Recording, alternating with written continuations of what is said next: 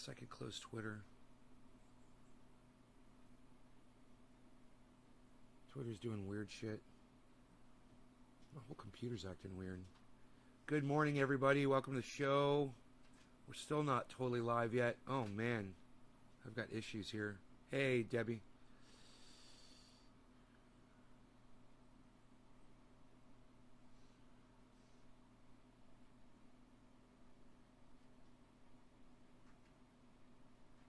Nick. Nick jumped on board the troll fucking fire. I started a goddamn forest fire on Twitter, didn't I? We'll talk about that. Debbie, Doc, Orca, Dave C, what's up, buddy? Dave C Fishing, hell yeah, buddy. Look at Bitcoin price, guys, 50,600. We did it! For now. We'll see if it holds. They're, amazing predictions from both Lark and Coinbeer this morning that Bitcoin's going to go to $1 million.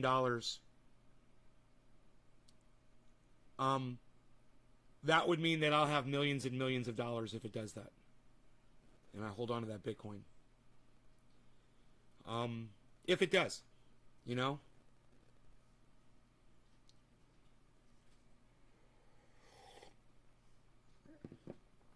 Established is already DC Fishing. Oh, no way. That's crazy. Did they ask you to change your name, bro? Teresa. Hey, Teresa. Not much munching on a breakfast. I got a thing going on right now with The Dive, Jackson Hinkle. You know, he started that show. Great name. And a few months later, somebody else came out with an independent, progressive show called The Dive. And I told him, I'm like, you guys are copying Jackson Hinkle. He had your name first. They, of course, they're still going under the name The Dive. Let me see what that was real quick. Maybe I can check that. Just make sure there's nothing going on here.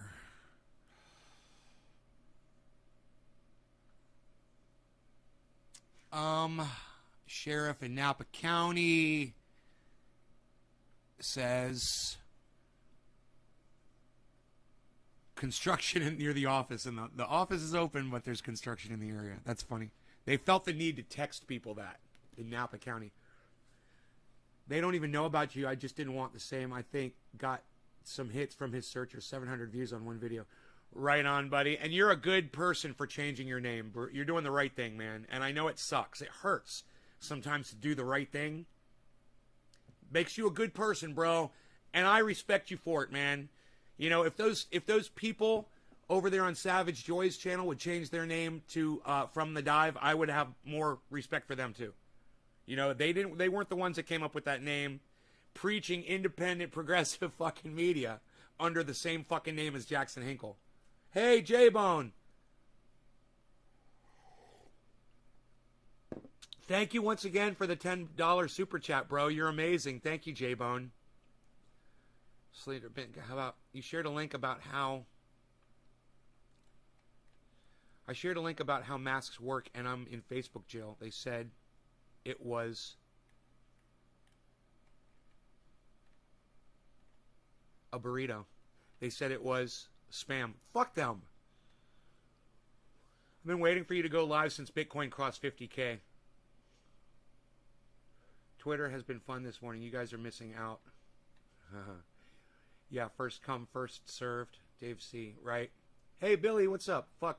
There's some trippy gifts. Fuck, there's some trippy gifts. For stickers, whatever they are. Yeah, that's funny. Cardano's back over $3, folks. That's great news.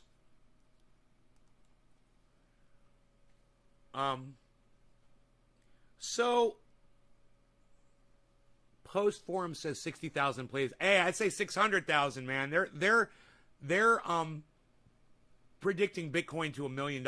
Two of my favorite crypto podcasters were quoting an estimation from Fidelity. Fidelity has come out and said they predict that Bitcoin will be going to $1 million within a few years. And even they're predicting that it's going to pass right by that and go to $1 billion a Bitcoin. That's Fidelity saying that, not me. Just so you guys know that. As reported by Lark Davis and Guy over there at Coin Bureau. What's up with that whore on Twitter, says Billy. Let's talk about that, Billy. That's a great setup for the segment. So I was on Twitter tweeting my little heart out, and a tweet came up because I've got a mutual friend with this girl. And the tweet said, the original tweet,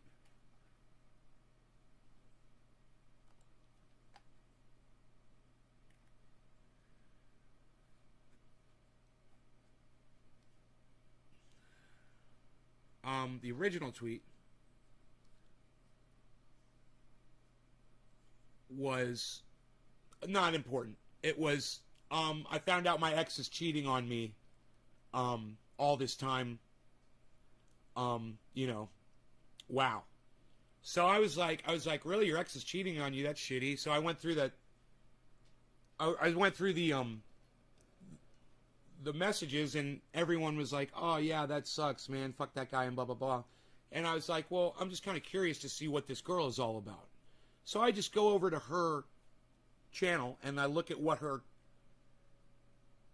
profile says. And in her profile, it literally says, my direct messages are open, and so is my Cash App, with a smiling face with hearts on it. So my experience, and I'm not the most experienced man on the planet, my experience with Twitter and direct messages and women is this. Most women in their profiles will say, no DMs allowed, DMs closed, no direct messaging, don't message me, blah, blah, blah, blah.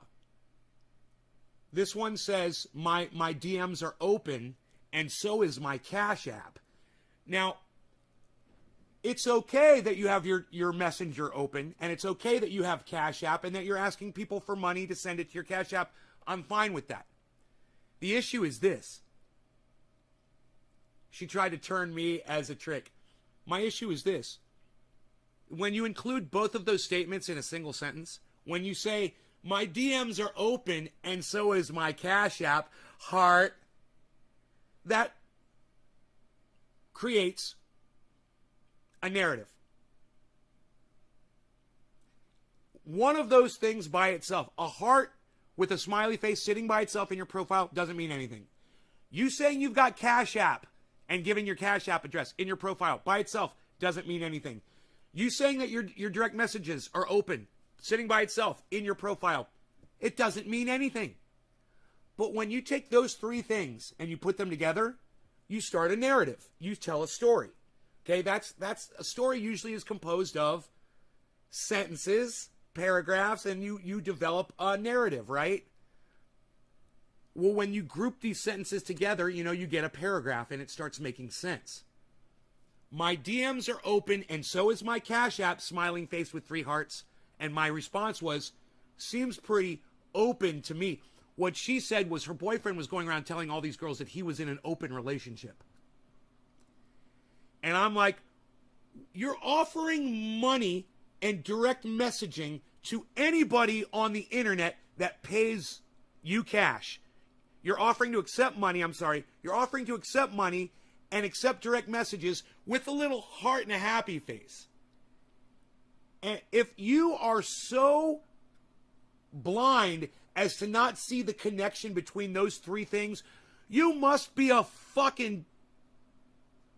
child, man, or you haven't lived life yet. Yeah, Billy, that's what I said. In there, I said, it's called solicitation.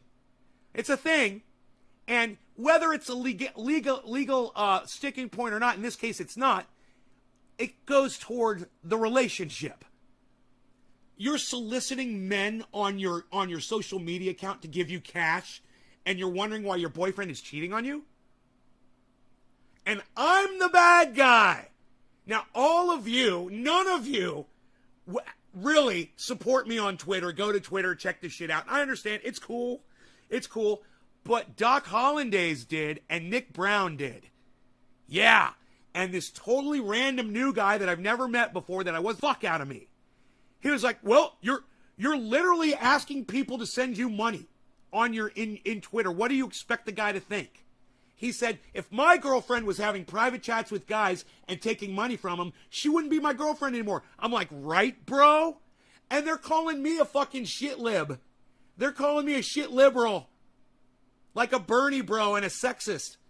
I'm not a sexist. I'm just a relationship guy, man. I think people should be in relationships and they should honor each other and they should be loyal to each other. That's all. If you're asking men, strange men on Twitter or on any social media account to send you money, there's a presumption there that you're doing something for that money.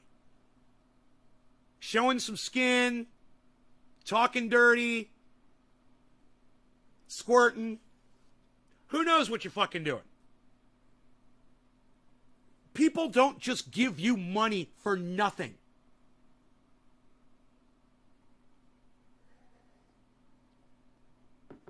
You know, there's a service that she's providing.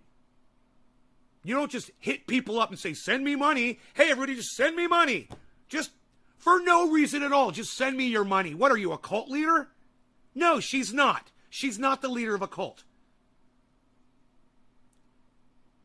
She's soliciting people for money on the internet. And I know that sounds dirty, but that's exactly what she's doing. She's just asking people to send her money. Hey, man, if you're a single gal, or your man is cool with that, you got a pimp, whatever. Hey, man, it's none of my fucking business. As soon as you throw that shit on Twitter and I can see it, well, then I can respond to it, and I will respond to it like an adult. And I will tell you how adults think, kids. You know, we're not a bunch of fucking hustlers. The adults in the room, they got jobs, man. We took that money and we invested in things. That's where we get our money from. We don't just go begging around the internet for people to send us cash. So when we see you kids today doing that, it confuses us a little bit, and we think that you're fucking soliciting, which you are. Well, you're being lazy. And that's okay, and that's what kids do today. But at the same time, when you're in a relationship with a man, don't expect him to be true to you while you're doing whatever on the side on your fucking social media account. You know? It was pretty obvious what was going on there. My question is, why was she so shocked that he was getting something going on the side? You know, she was getting something going on. She was making money. And I'm not saying she was doing it for sex, but what the fuck else how the fuck else are you going to get money in a DM from a total stranger? I don't know, maybe you guys could hit me up and tell me right now. You guys could tell me that's a parental failure. It's what we actively try to avoid as parents. So when a woman does that, her parents were complete shit or hookers themselves. I know, Billy, right? And all of these kids that are I got ratioed like a fucking cunt, man. I got cunt ratioed on Twitter. None of you guys were there helping me and supporting me. So I got 25 fucking comments to tell me to go fuck myself and 2 likes. That's called getting ratioed. And none of you guys are there fucking helping me except for Nick and Doc Hollandaise. It sucks being me sometimes. But that's okay. That's okay. I know I'm right. And you guys know I'm fucking right too. And if you want to support me, hey man, Twitter's right over there, man. You guys know where it's at. You guys go over there and find @Naysguard, and you can get on there and start fucking helping me out. And let people know what you think of soliciting. Children soliciting people on the internet. Hey man, like I said, if that's how you're making your money, go right ahead. Just don't expect your boyfriend to not fuck other women while you're over there doing whatever the fuck you're doing on your fucking webcam with other men. You know, what's he supposed to do while you're in there servicing all these men? You know, giving them attention instead of him.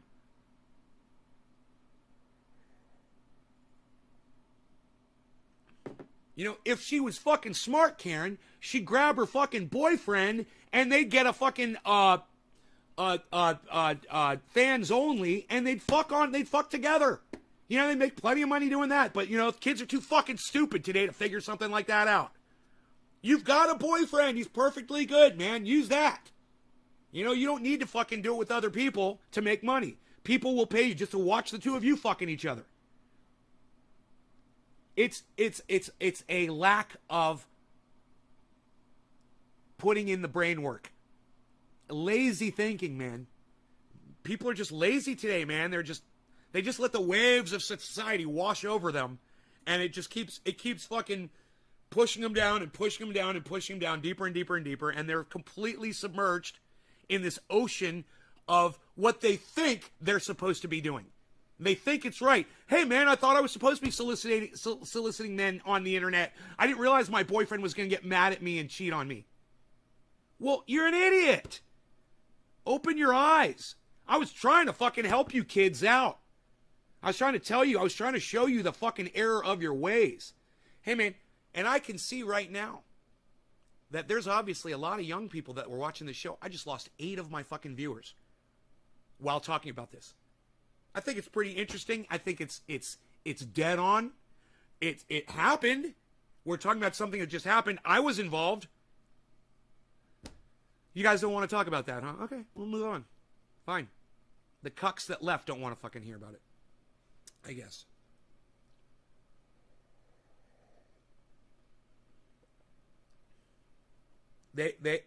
Oh yeah. Oh, you're slut shaming me, right? No, I'm not slut shaming you. I'm not slut shaming. Hey, Yellow Grudon, what's up? I'm not slut shaming you. I'm just explaining to you why your boyfriend cheated on you. That's all I'm doing. Your boyfriend cheated on you because you're soliciting men on your Twitter. That's why he did it. I guarantee it. He got jealous. He got mad. It doesn't fucking matter. You know? If you don't want your boyfriend to cheat on you in a relationship, number one, I recommend you don't run around with strangers on the internet. Stay with your boyfriend. You know, and goes for your boyfriend too. If he doesn't want you fucking around, sucking dicks, you know, he needs to spend all of his time with you, not on fucking TikTok and Instagram. You know, flirting with girls with big boobs and big butts. That's it. That's all. It's that simple. You know, the fact that all these kids got so fucking mad at me for pointing that out just proves the level that relationships have sunk into today, that it's expected that when you enter into a relationship that your girl is going to be out there fucking soliciting men on the internet for money. And that should be okay, and that I'm a bad guy, I'm the shit liberal, I'm the slut shamer for pointing this out. Hopefully they're going over to Twitter. I wish, Nick. I only wish, buddy. I doubt it. Come see the Great Hooker Dam and Lake Meat Curtain. Just went through the threads. Fuck, you're a shit bloke for calling it how you see it, brother. Thank you, J-Bone. Hey, I'm not trying to make enemies, man. I was trying to help that girl out. I was. Look, all I did was I held up a mirror and I said, this is what it says on your profile. And they got all mad at me. How dare you, sir? How dare you point out the error of our ways, the children of today? How dare you? How dare you tell us that our significant others are cheating on us because we're not being true to them? How dare you? How dare you point out our ignorance and hypocrisy? How dare you? Get the fuck over it, man. At that point, was I trying to promote my show, Nay's Garden 3 times daily? No, I didn't enter into that, but I got accused of it. And as soon as someone accuses me of doing that, I start doing it intentionally. You know, it was like Matt Dillacunty. As soon as he said I was using his interview to promote my show, I'm like, well, I'm going to fucking throw it. Well, since I'm being accused of it, I might as well fucking do it now. And what'll be really funny is you can look at the timeline and see when I started doing it and see that Matt Dillacunty was full of shit. He didn't know what the fuck he was talking about. I'm going to do the same thing to this fucking dumb bitch. I'm going to do the same fucking thing. I'm going to destroy her and all of her fucking friends with my audience. And some of her friends are going to come over to the show and say, that motherfucker keeps it real as fuck. Because They got sick of that girl saying, oh, my boyfriend's cheating on me. Oh, he's cheating on me. While they see that she's soliciting men on fucking Twitter. They can see it. They're like, and that's the dude that pointed out to us. We were following her and we never bothered to read her fucking profile. Son of a bitch. It literally says, hit me up in my DMs. I'll take your money. It literally says that on her fucking profile, man. So you can be an upset little child. Maybe you're one of those little kids that solicits people for money in cash apps on your social media. Hey, man, don't be mad about that. It's not what this is about. It's about doing that and then expecting your partner to not fucking cheat on you. Okay? That's what this is about. And unless you're doing that, it doesn't involve you, and don't take it personally, all right, kids? All right? Don't take it fucking personally. All right? Some of us adults in the room, we see this behavior and we can point it out to you, and maybe you could change your fucking ways, and that might save a relationship going, in the future for you sometime. You might actually find someone that you love, that you want to spend the rest of your life with, and you realize, maybe it's not worth getting a couple extra bucks on the side, just so I can shame my significant other into cheating on me. Slut shaming's misdefined. We look at girls in a sacred manner, so when one is treating herself that way, we look at them as broken or disrespectful. Our favorite beings are women. Hey, man, if slut shaming is criticizing a woman, then I'm a fucking slut shamer. Call me a slut shamer all you want. It's a silly fucking word, and I'm going to do it on every goddamn show. Hey, man, Nancy Pelosi is a fucking whore. Okay? How's that for slut shaming? She sucked the dicks of all the big corporations. How's that for slut shaming? Hey, Kamala Harris is a fucking cunt. How's that for slut shaming? Does that bother you? Does it bother you that I call the Vice President of the United States of America a fucking stank, cunt, hoe, bitch? All Kamala Harris is a fucking hole. A hole. H-O-L-E. That's all she is. She's a fucking hole. Come at me. Come at me. You got a problem with that? I'm calling the Vice President of the United States a fucking hole. Does that bother you?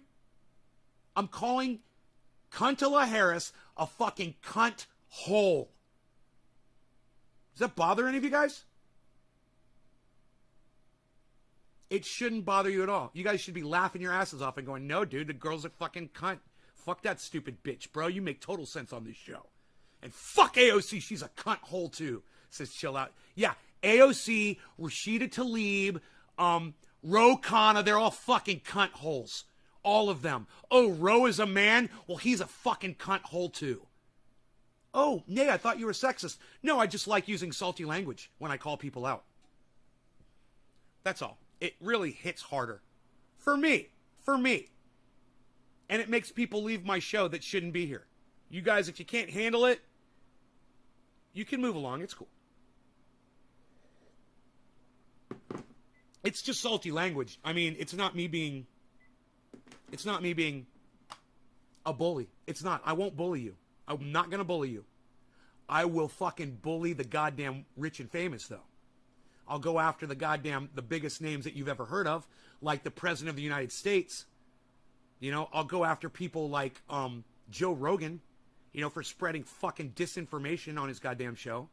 I'll go after Sean Hannity. I'll go after fucking CNN. I'll call just about anybody a fucking cunt that deserves it, that I can get away with it. I'll do it. And you come on here and disrespect me, you're going to get called a cunt too. But I'm not bullying you. I'm just giving you back the pushback that you asked for. That's all. Nothing more. And never nothing less. I will always meet your level of vulgarity. Always. And I will always go as far past it as I possibly can. And it always works. It always works. I'm not saying that I don't have to ban some folks, but it shuts 90% of those motherfuckers up. And they don't have a fucking response. Because nobody wants to hear their mother being called a cunt. It just really bothers them. And if that doesn't work, then I call their father a cunt. Then I call their kids cunts, and boom, they're gone. They can't take it anymore. It's like I'm a wizard and I'm casting curses on them. And they actually believe that I'm really doing it. That's power. And that's the word cunt. And that's the power of the word cunt. You're not going to get that with any other word. You know, I call your mom a cunt, we're done. We're fucking done. You're not going to want to talk to me anymore. That's the point. That's the purpose. If I call your mom a cunt, I don't want you here. Right? And I'll do it. I'll fucking do it. Hey, everybody call this number. Everybody call that number. Well, I can't show it to you. It's not coming up. Everybody should call that fucking spam number.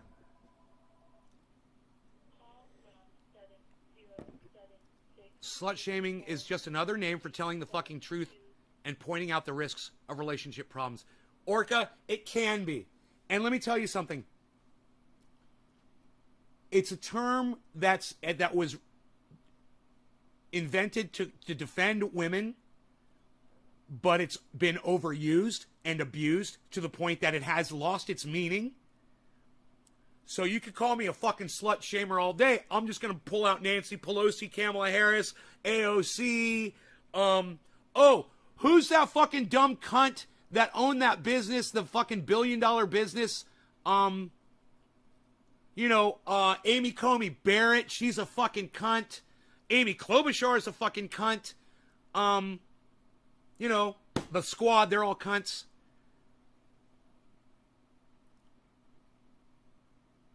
You don't get to take my word away from me.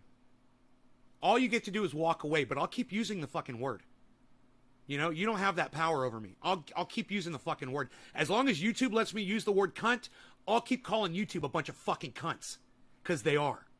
Shit lips and the whole cunt crew over there. Fuck them. You know, my goddamn subscribers are still 25,600. Can you fucking believe that?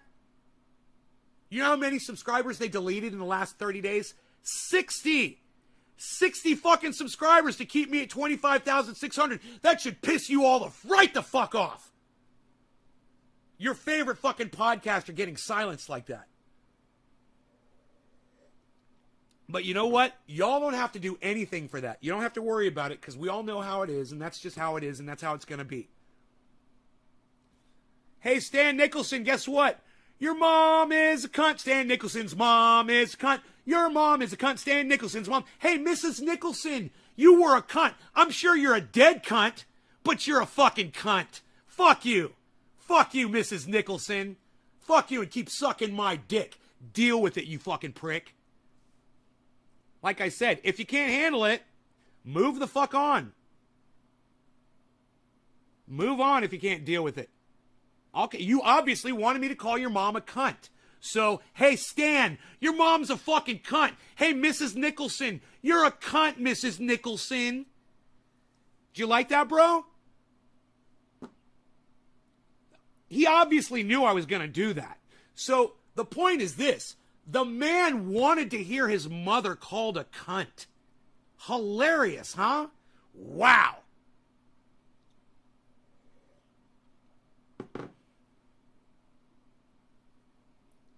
No respect for anybody in Washington, D.C.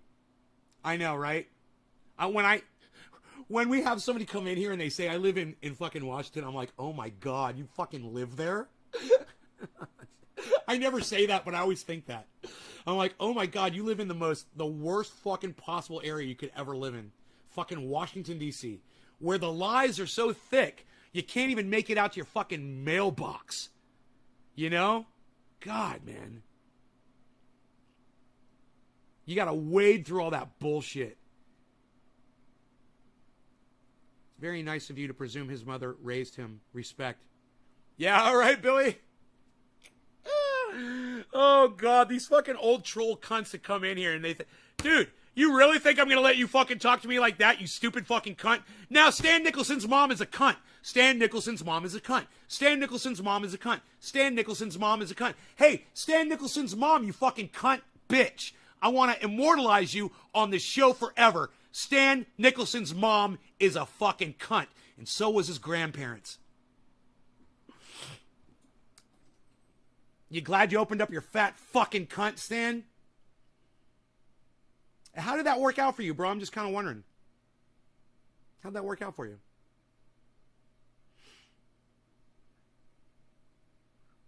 All spoken words are salty as fuck to you because you swim in the ocean. Ah.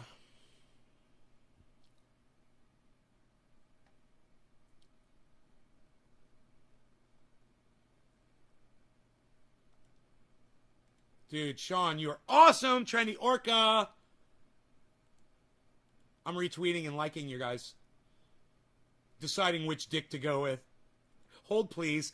Translation, deciding which dick to go with. Dude, J-Bone. My people have arrived!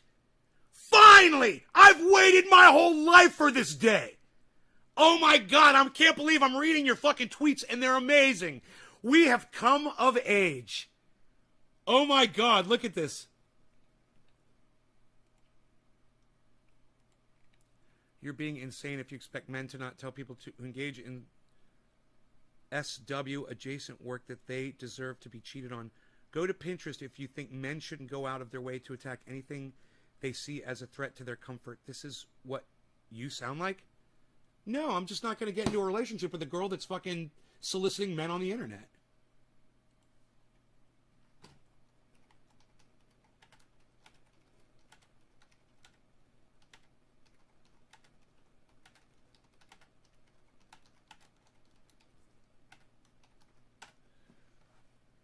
No, I said no. I just want a girl who stays true to me. That's all. You know, she's wondering why the guy cheated on her. He fucked every woman he could fucking get his dick into. And she's wondering why. I'm not slut-shaming her. If you are a hooker, you probably shouldn't have a boyfriend. You know, he would have to be a real easygoing guy. Good luck finding that man. And if you are a hooker and you do want a boyfriend, well, then you should let him fucking sleep around too. How come only your half of the relationship can be open? My DMs are open. You can send me cash, but he can't go fuck around? That was an open relationship. You were just in denial about his openness about it. That's all. That was an open relationship. This is fucking great. Dude, this is gold for me. And I'm glad that I found something that interests you guys enough to engage on Twitter finally. This is fucking great. Karen says, very disturbing. You never go full Scalia? Everyone knows you never go full Scalia.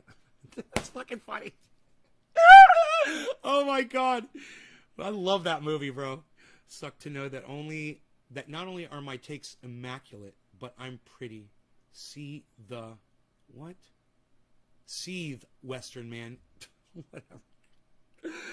Oh, okay, whatever. Darcia loves herself over there. She's loving on herself a little too much. Whatever you say, dude. I wasn't born yesterday. Well, anyone who solicits... This is great. Anyone who solicits men for cash was born yesterday and thinks that their boyfriend's not going to cheat. I should have put that in. I fucked it up. Oh well. I should have read through it before I hit enter. Saying your man can't grow a beard. Oh, okay. That's a shot on appearances. My bad. Now go condition your beard. Who took the first shot again? What? Can't grow a beard. What? Maybe I'm feeling a little dark lately. I plastered my face all over this place. What?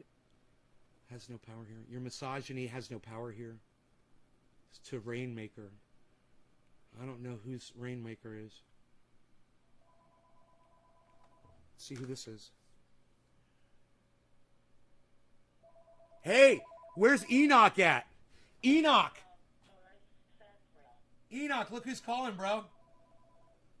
Sandra Torres. Another fucking fake name and a fake number.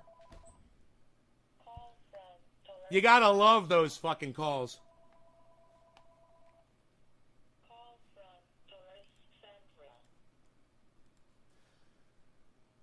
Points at own media tab where there's plenty of pics of my face. Maybe I just like how my PFP looks.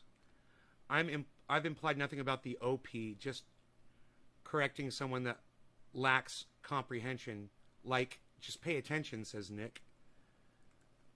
You know, if people weren't so scared of what others thought of their face, the world would be a much better place. No shame, all artists take pics with their equipment. Even Stevie Wonder can see that. Dude, Nick, even Stevie Wonder can see that. Ah! You're getting a retweet, bro. That's fucking great. Because you're harassing a random person about it and implying something about her that you obviously don't see as a positive trait. Just mind your business. It's really not that hard. Didn't feel like it. I felt like tweeting this morning, and I saw something I thought was obnoxious, and I felt like pointing it out. That's what Twitter is for. And if you don't like it, maybe you're the one that should leave Twitter. Okay, I'm here to read all these tweets and fucking have fun with them. Nick, I still don't get the problem with people telling it how it is. Why do you care? Social media, exactly. Valentine, whoa, Billy hopped in. TD Pics no longer a lucrative business? Hate to break it to her, but they were in an open relationship if she in turn was selling tit pics on Twitter. Dude, was she... I don't know what she was doing on Twitter. Why are you saying selling tit pics? Are you saying that because she was? Or did you just come up with that on your own? Well, isn't that nice? Says Nick. So this is just some dumbass anti-SW social just SJW rhetoric. I still don't get the problem with putting your Cash App in your bio. Why do you care? 53 minutes ago. I'm just pointing out it was the way it was printed there. She was soliciting. I'm just joining the fucking conversation.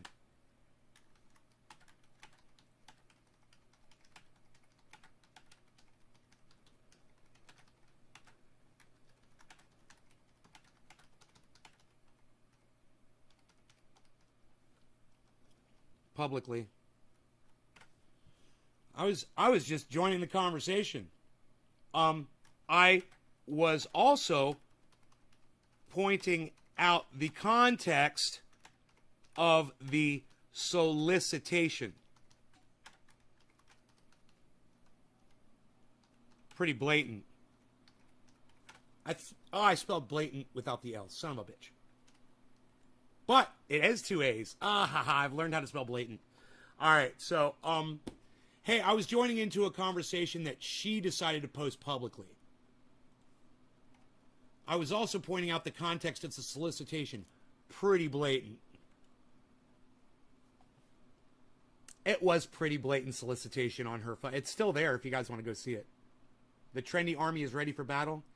She solicits guys to her DMs and sends pics for Cash App donations. Dude, I swear to fuck, Billy, I was just assuming. I had no idea. How funny is that?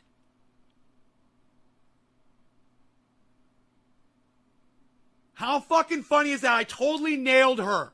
Wow, she is sending... Dude, I was just assuming. And now you just totally verified everything I said is right. Wow. It's like I want to go in there and wow, she was sending fucking naked pictures of herself to these men. Looks like I was right the whole time, guys. You know, would it be okay for her boyfriend to be sending dick pics of his dick to women and making money off of it? I wonder. Is that okay?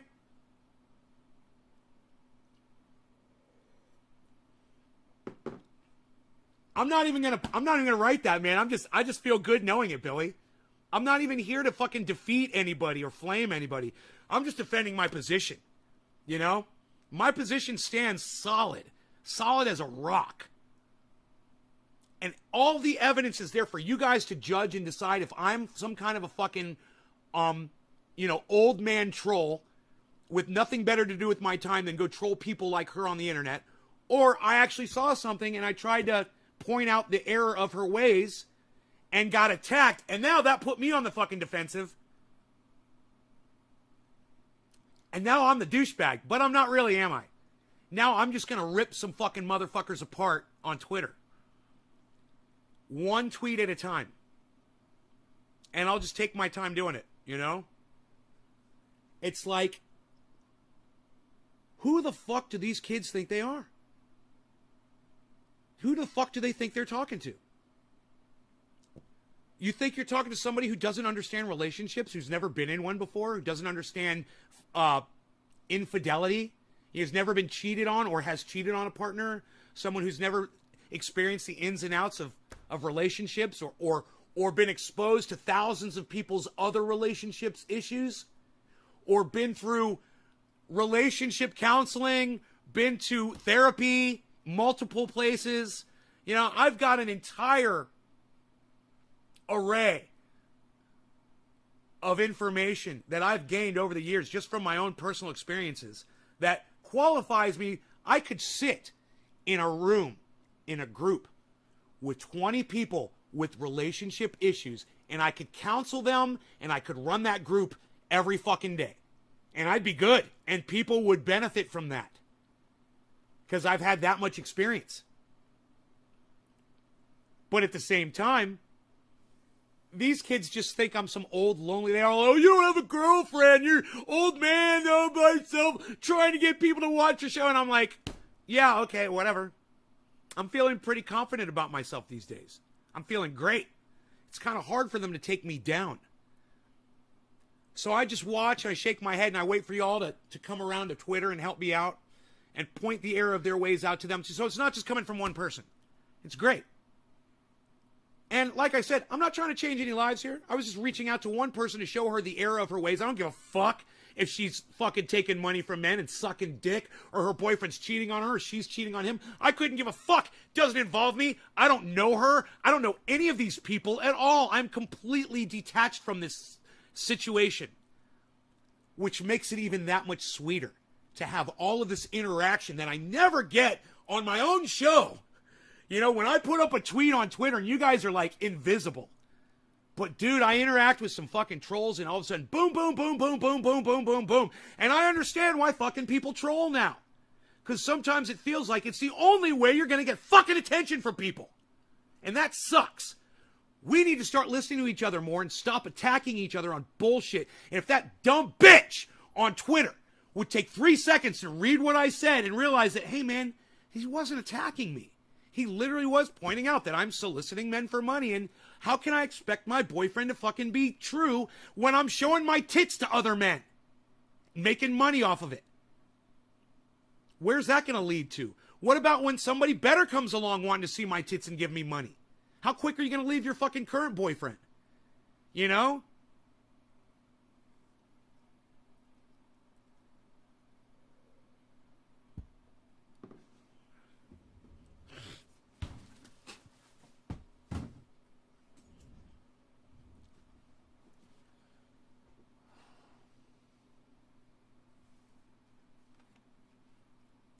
This is blowing the fuck up. I've never gotten so many notifications in my life. You guys are blowing Twitter the fuck up. Sean, yeah.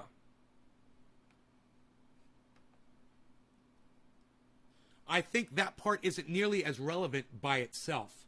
It's when you add DMs are open that it becomes an invitation to something else. Don't you agree?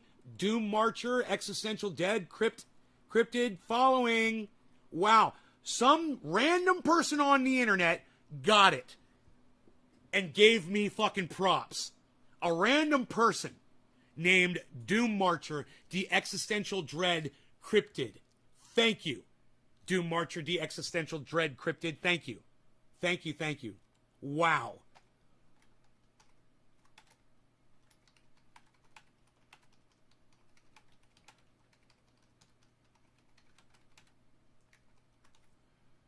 Wow, somebody finally fucking gets it. It's not just an audience member, but somebody who has no idea who the fuck I am. Just read my words and said, well, that guy makes sense. I agree. This is what I think. You know how hard it is to find someone like that on the goddamn Twitter? I can't even get y'all to do that shit. You know, I mean, today, yeah, you're doing it today, and it's fucking great. I can't believe it. It's about time. I've been begging you guys to fucking do this shit. Yeah, man, you guys are fucking doing it. Look at this fucking thing taking off now. Karen says, dumb loser cunt.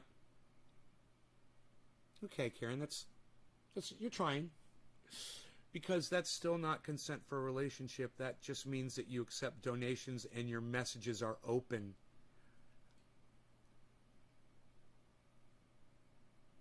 People, outsiders not in the relationship, really need to not make assumptions and just allow others to set their own boundaries. Well, here, you know what, Mrs. Socialista, I'll go ahead and I'll respond to that because that deserves a response.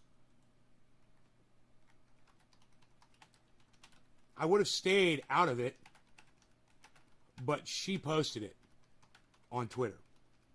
So all bets are off. You know, don't tell me to stay out of shit that's getting posted on fucking Twitter. It's called social media, not private media. These fucking people on Twitter, they don't even make sense. How dare you put your opinion on a tweet? What? What did you just say to me in words and sentences? I don't even understand what you just said to me. How dare I have an opinion? So funny. What's up, Carlos? You got food? Okay, you good? You want some dry food?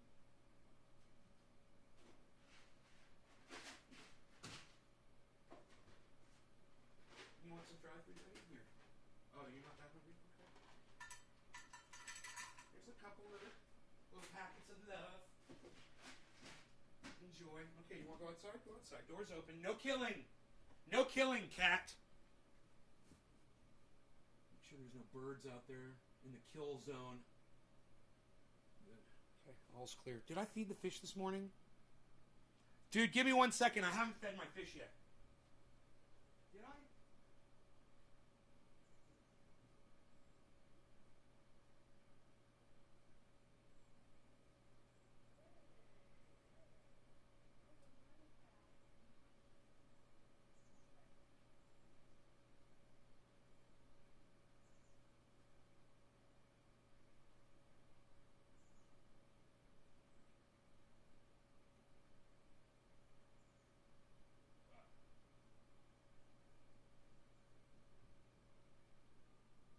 Why do you look at me like I'm a fucking Texas Chainsaw Massacre murderer?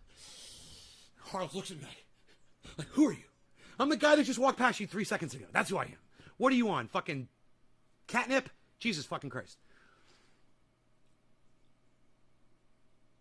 I got blocked. Ah, yes, you got blocked. You know what that means, Nick? It means they heard you. It means not only did they hear you, but it fucking pissed them off so much that they couldn't fucking take it anymore. You know, all we're saying is the truth. You are literally soliciting men on your Twitter. Hey, there's no mystery here why your boyfriend cheated on you. Don't expect someone to be true to you. Why can't I think of the word? You know, don't expect loyalty. I can't think of the in a relationship, the word all of a sudden. Don't expect loyalty from someone when you're not fucking giving it. You know, find another way to make money. It's not the only way to make money in the world is not to send pictures of your boobs to guys on goddamn Twitter. There's a million other ways to make money. And you can do that without disrespecting your significant other. Even Stevie Wonder could see that. Dude, you fucking nailed that shit. That was so funny. You really hurt their feelings.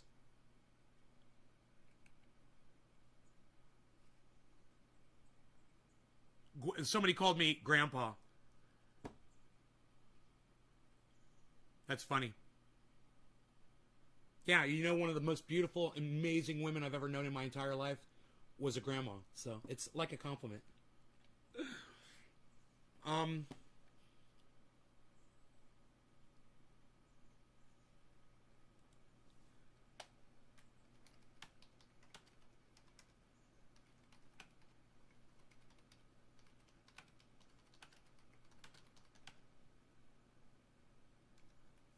Too bad their boundaries were never set. They're like, different relationships have different boundaries, Grandpa. I'm like, too bad their boundaries were never set. You know? And look, I have had the opportunity in the past to get into relationships with girls who were like that. And I've decided, I've chosen a long time ago, no, you know, if that's your thing and that's cool, that's fine. I'm not getting into it. You know, you want to see my dick on a goddamn Zoom chat, watch me jerk off. Okay, fine. We're cool with that.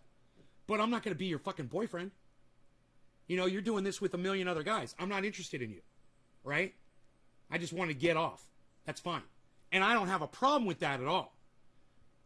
When I'm looking for a girl, for a relationship, you goddamn right I'm going to make sure she's not soliciting men for money. And if she is, she ain't going to be my girlfriend. I'm not interested in a relationship with a girl that does that. Period. Hey, man, nothing against all of you women out there who do that. Just know, if I see it on your goddamn website, if I see it on your social media, you're in the fucking red flag zone already. You know? And I've been friends with girls like that before. I don't have a problem with it. But I'm not going to ask them to be my significant other either. So that guy at Bitcoin hit 51. Oh my God, way to go, drugs. I didn't see it. Yeah, 556.08 and it bounced back down. Okay, thanks for pointing that out. I didn't even see it, man. It must have happened while we were just sitting here talking about it. Must have just happened, huh? I don't know. I think I missed it. Was I live? Did it happen within the last hour? Faithful? Yeah, faithful. Josh, that was the word. Thank you. But man, I could talk about this shit all day. I'm so glad that we stumbled upon this. This is an important conversation to have. And I think it's an important topic to discuss when you're entering into a relationship with somebody, to define those boundaries. Have those discussions, you know, before you hop into the bed together and start fucking. Say, you know, where are you at as far as other guys? Where are you at as far as other girls go? You know, you got other people you're seeing right now. Am I the only one? Are you interested in doing that later? Are you making money from people on the internet? You know, are you showing your dick to other women? That's fair. And it's perfectly understandable that you want to set those boundaries. But if they're never set, if you don't set the boundaries, then you are in an open relationship. You guarantee, if you don't set boundaries in a relationship, you're in an open relationship. And she didn't realize that, but he certainly did. And that's on her, not him. That is totally on her. You know?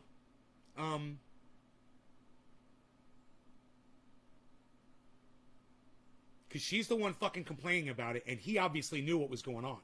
Right? That's why it's on her. It's her responsibility. She should have set that shit up from the start, man. She didn't want that shit. She should have fucking stopped taking money from men on the internet and found a fucking job. A jobbie. An actual job. You know, develop a skill and put it to use. You fucking kids today, man, you have no skills. You know?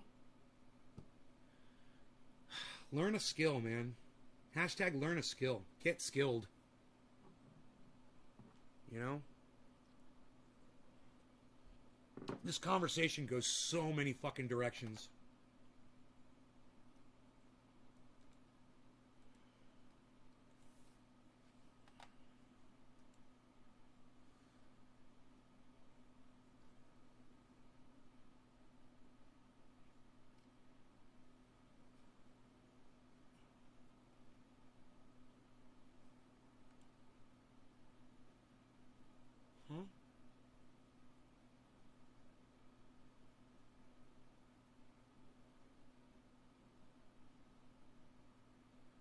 Dude, are you telling me that...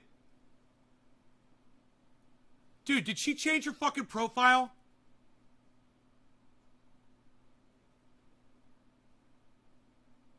Yo, J-Bone, why did you send me that? What is that?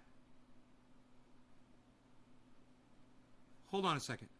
I'm trying to figure this out right now.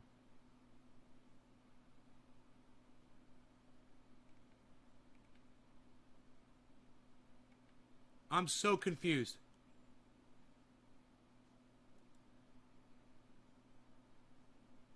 Oh, no, she didn't. No, my DMs are open and so is my Cash App. No, okay. Why the fuck did you... Those are spares? Oh, she's got multiple accounts. Oh, interesting. Oh, right on, bro. Wow. Wow. She's a full-on hooker, man. Oh, my God. Holy shit. Billy Ballantyne and J-Bone Omerta, you guys are fucking amazing for sourcing and researching that shit out. Well, there you go, everybody. I didn't know that. I'm just saying, this is what's going on. She was literally hooking.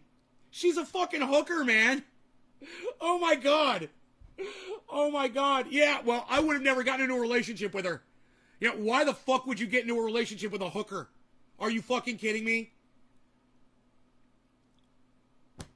You know? God damn. You know, wow.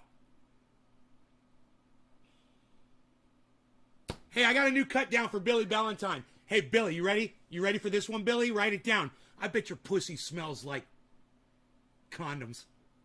I bet your pussy smells like latex.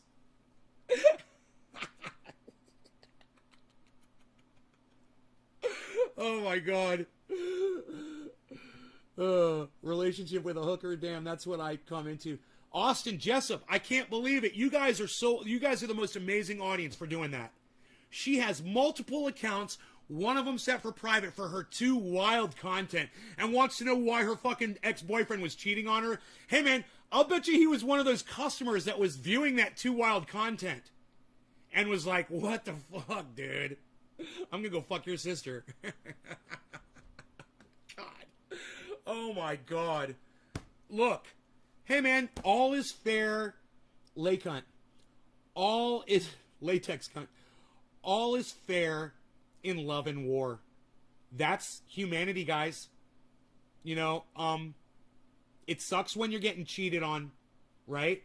But there's nothing you can do about it. There is no recourse.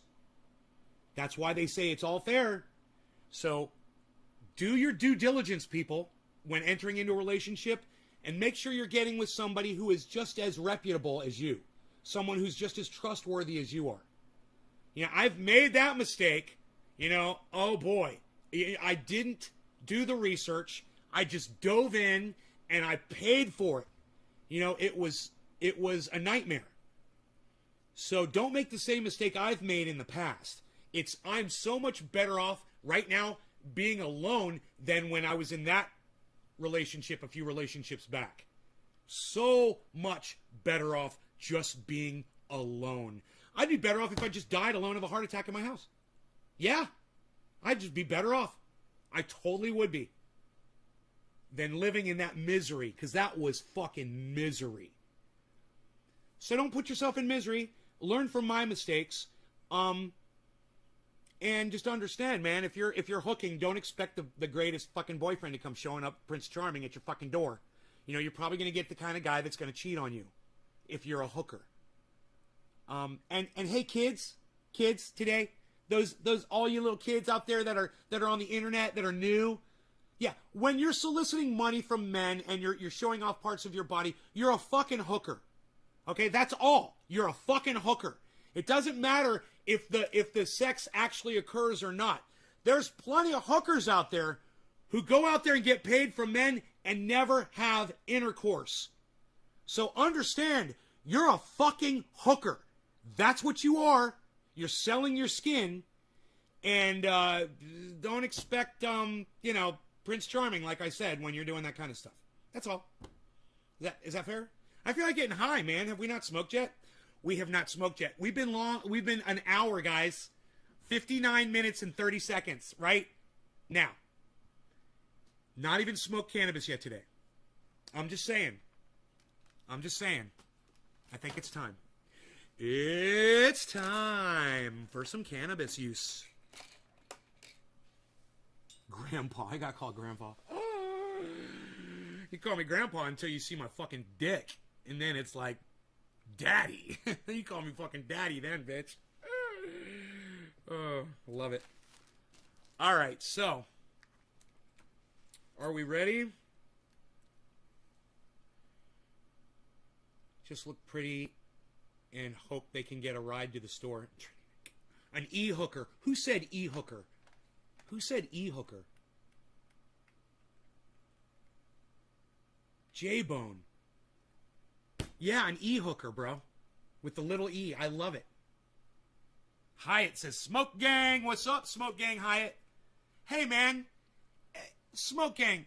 That's not Matt P, is it, Hyatt? That's not Matt P Grape Gang? Different guy, right? Okay. Let me know, Matt, if that's you, Hyatt. I don't know why I think Hyatt is Matt P. It's because he said Smoke Gang, I guess. And I'm thinking Grape Gang. Peyote, Critical, and Critical Kush. You don't know who Matt is? Okay, Hyatt. He's just somebody, his name is Matt P. Grape Gang. I'm sorry. I thought maybe his name was Matt Hyatt or something.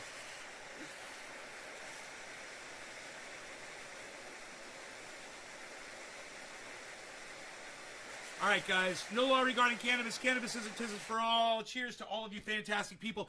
Those of you that are supporting my effort, whether it's on Twitter or by tuning into these live streams, these dabs are for you. I appreciate all of you so much. And those of you that are sharing this around, thank you. Cheers, guys.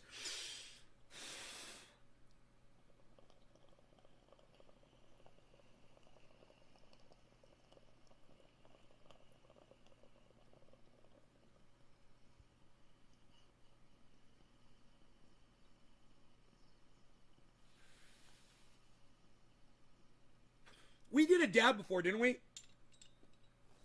Did I dab before? I think I remember blowing smoke rings.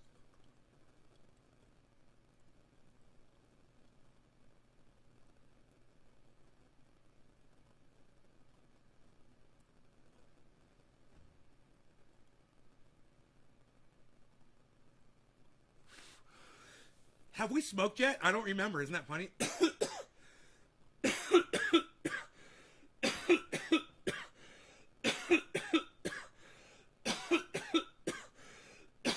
Oh my god.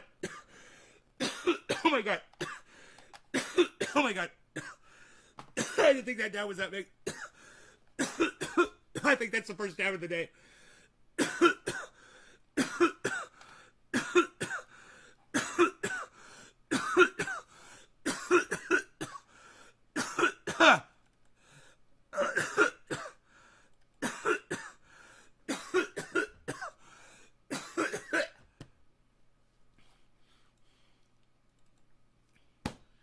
Trying to start the goddamn song. Prepare yourself. Huh. Huh. Huh. Huh. Huh. Prepare yourself. Huh. Huh. Huh. Huh. Prepare you. Huh. Prepare yourself. Huh. Prepare your. Huh. Prepare yourself. Self.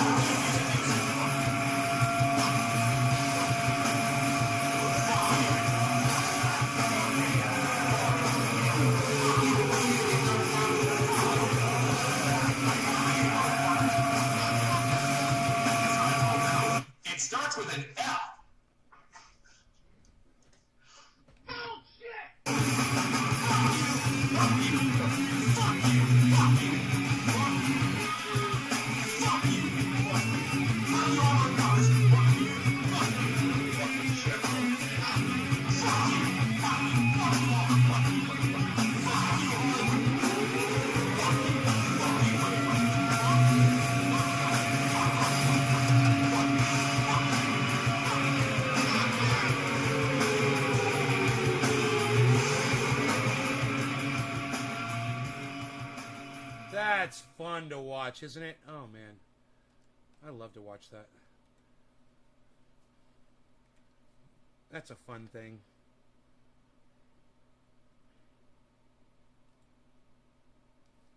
Okay. So.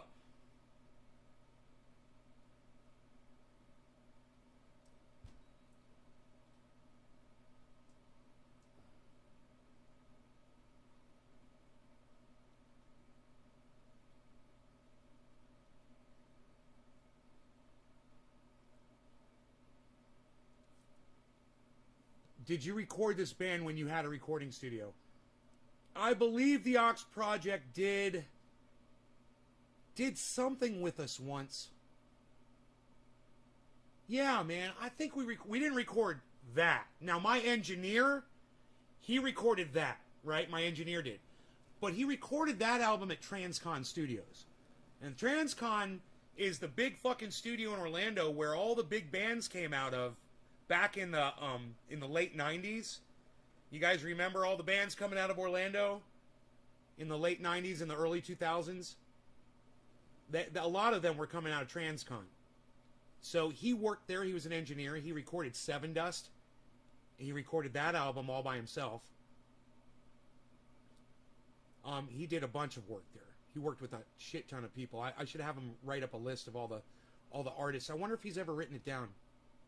Everyone that he's worked with. But, anyway, I'm pretty sure, and I cannot tell you 100%. I can text him and find out right now. I'm pretty sure that they came in and did a single in the studio, in my house.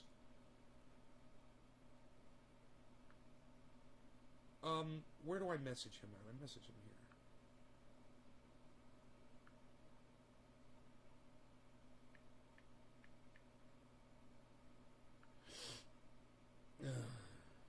Shit, he didn't respond to me the last time.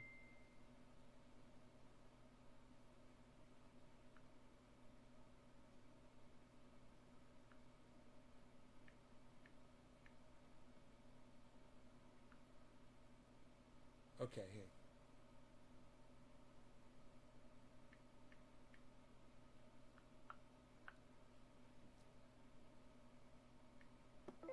Did the Ox Project at one time come into my house to record a single with you?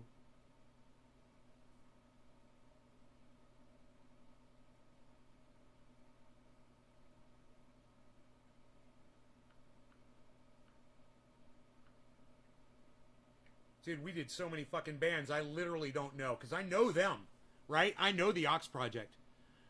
But I don't know if they were ever in my studio. Isn't that funny?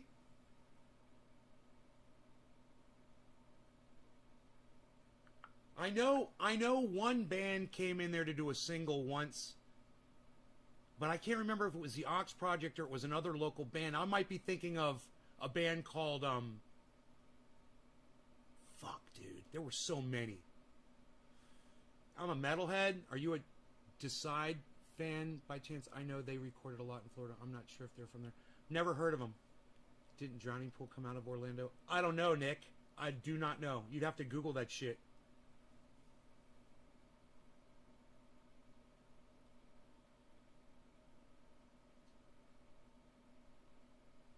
He said, he texted me.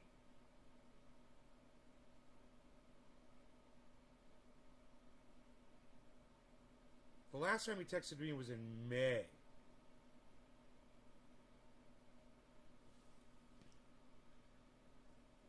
He lives in Ohio now. What the fuck is he doing there, I wonder? God, man. This is a guy that would pick me up at the airport, man, when I needed a ride and shit. He was always there for me. Dude, He was there for me when I was puking out the side of a fucking car after a fucking heavy night of drinking. Man, in a parking lot in a gas station in the middle of fucking Colonial fucking Highway 50. Dude, that was a fucking disaster. I was like, I gotta throw up, bro. Right there, man. I didn't give a fuck. There were people all around. And I'm just hurling, and nobody gave a fuck. I'm just throwing up right there on the goddamn parking lot. I didn't give a fuck. Right there next to the goddamn gasoline pump.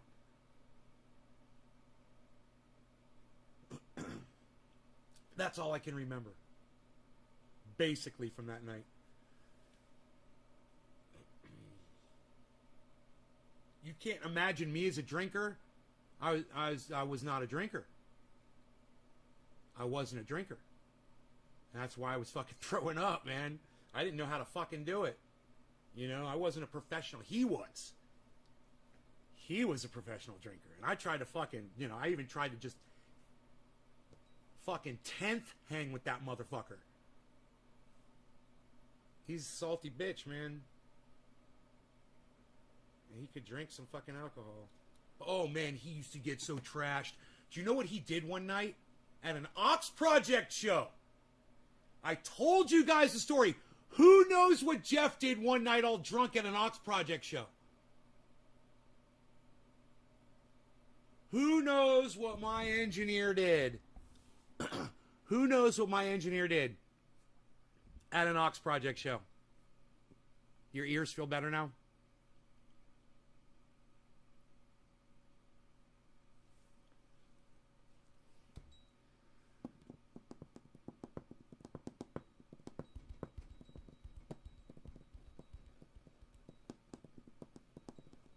You guys, none of you know the story. God, none of you know this fucking story?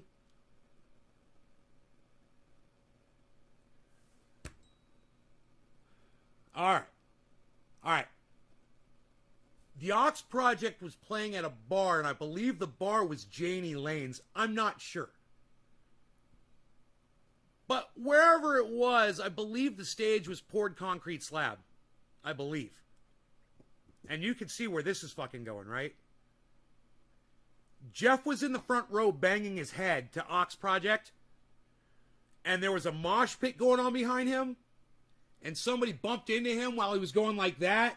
And he got pushed forward and he smacked out both of his fucking front teeth on that goddamn stage. During an Ox Project show.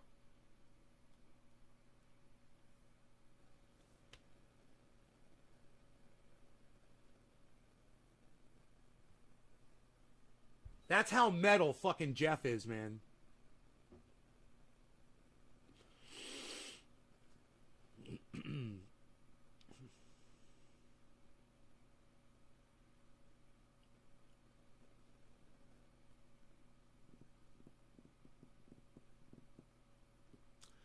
But,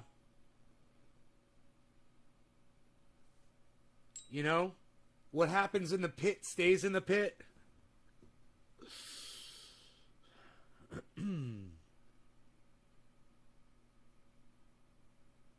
Was I there? No.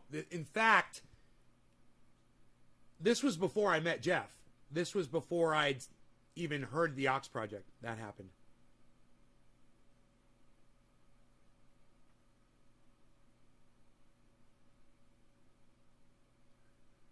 Bump on your nose where you got broken in the pit. It's a fun little dance. I find you kids that want to mosh, this is my technique.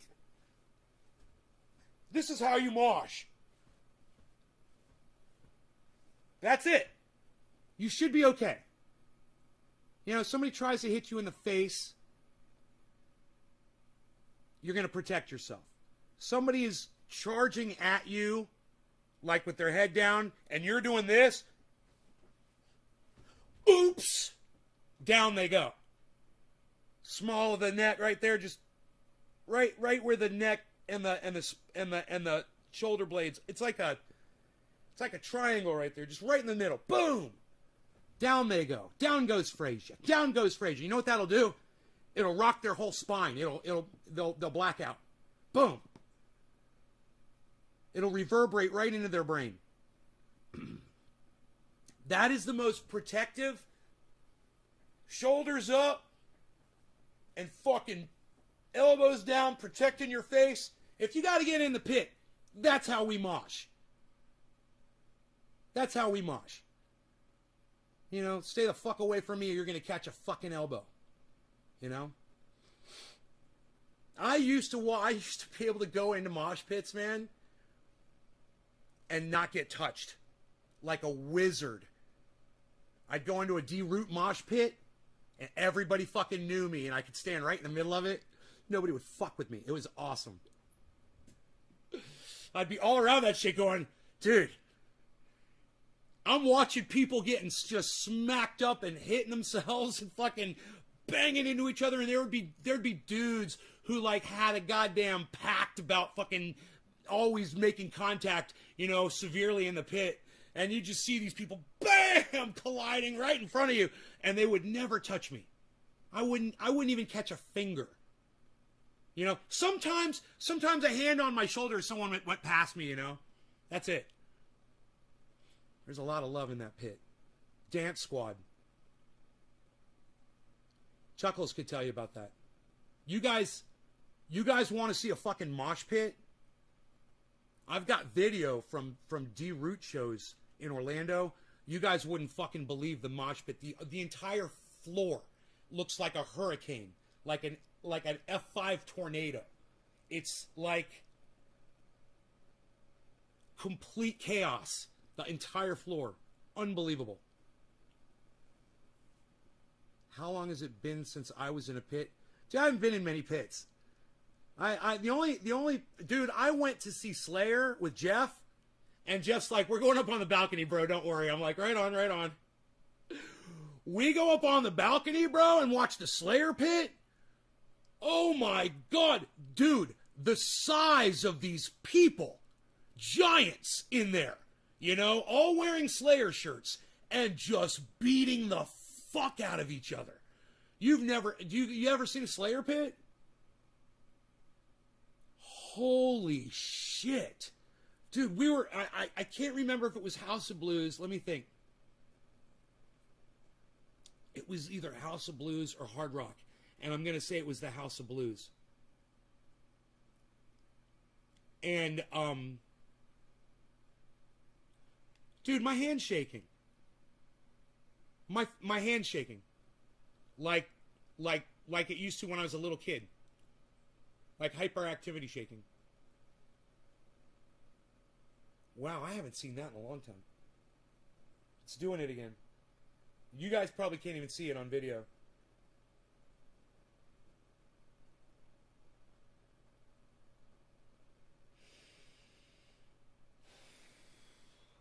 Maybe I should calm down a little bit. In through the nose, out through the mouth. How long has it been since I was in a pit? Anyway, what I was going to say was, I don't go into fucking pits, man. I don't go into those fucking things. You guys are fucking crazy.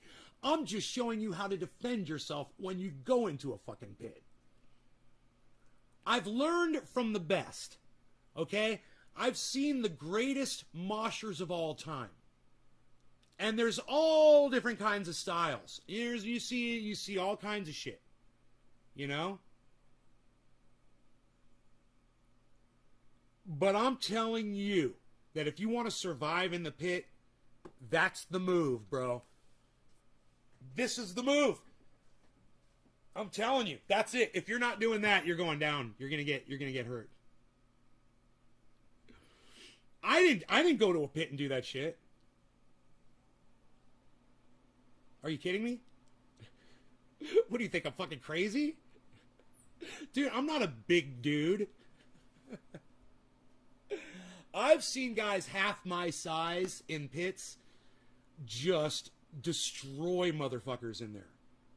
Little dudes. Crazy little dudes. All sizes of people going crazy in a pit. Wiry motherfuckers. Huge dudes. You know, ripped motherfuckers that you know, they're just going to fucking... If they punch you, you're going to get knocked the fuck out. And just having so much fun. and just slamming the fuck into each other and going around in these fucking chaotic swirls, you know? And it's just this massive release of anger and energy.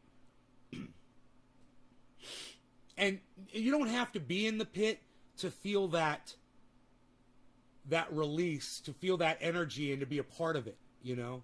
It's amazing.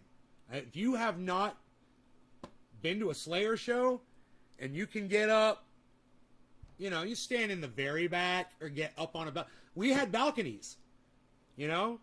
It was awesome. We were getting served while these motherfuckers were down below us like gladiators trying to fucking kill each other. We were getting served by bartenders, you know? It was like being a king up there in the balcony watching that shit while Slayer is fucking playing, you know? Before Kerry King died.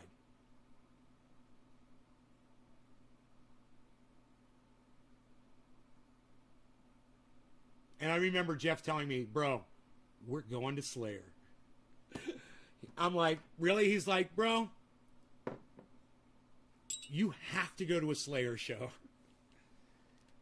And I was like, all right, man. All right. I think I went twice. I think I went with them twice. I'm not sure.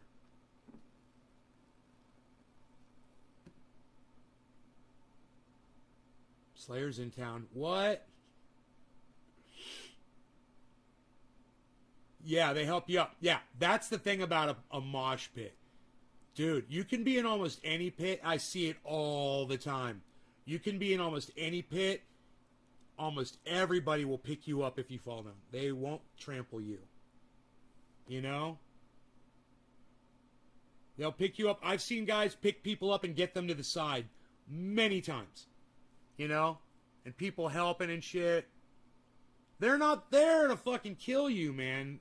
They're there to have fun, man, and release that anger that they've got. It's better off that they take it out on each other than they go out on the street and rob somebody or kill somebody, you know? And when you have the physical ability to just brutalize somebody, you know, I grew up with this kid, right? I call him Big Dave. He could brutalize anybody. He's that big. I mean, nobody could intimidate him ever. He's huge.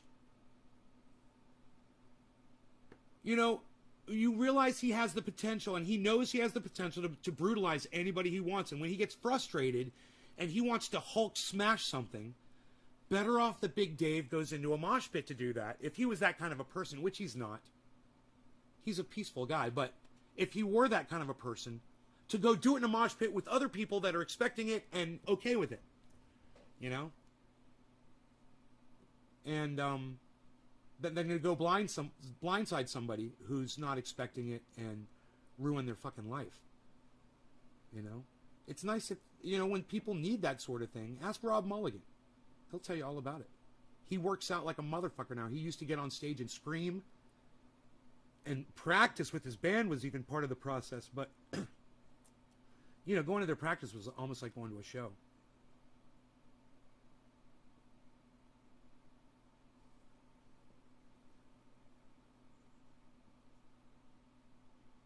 Oh, was it John Hanneman? John Hanneman's the one that died? My bad. Is Kerry King still alive? My bad. One of them died.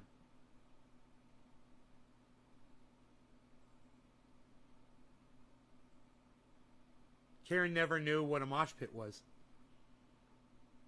There is a mosh pit on YouTube that you guys should see. It was a wall. They had two sides separated, right? They had two sides of the audience were separated, right? And it was all planned out. I mean, everybody knew what they were going to do. And at one point in the song, man, both sides just go like this, and it becomes this massive, it is the most amazing thing to watch. You guys want to see a pit? I think it's called the greatest mosh pit of all time or something like that. Wall of Death. Yeah, Wall of Death. It's fucking amazing. That is an amazing thing to watch. There it is, Nick. Yeah, Wall of Death. Was it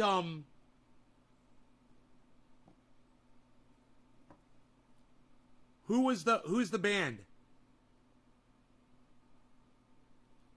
Was that Du Hast? What was that fucking band? Was it the German band?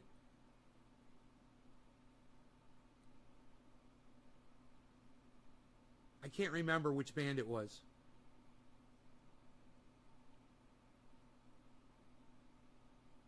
Oh, this happens at this isn't just a one-time thing, huh? It's like Moses separated that motherfucker, like parted the goddamn Dead Sea. And then all of a sudden just the waves come crashing into each other. Oh my God. What a spectacle. What a thing to see, man. Dude, I'm talking about it and I started shaking. I've calmed down now. Luckily, I was afraid I was going to have a heart attack.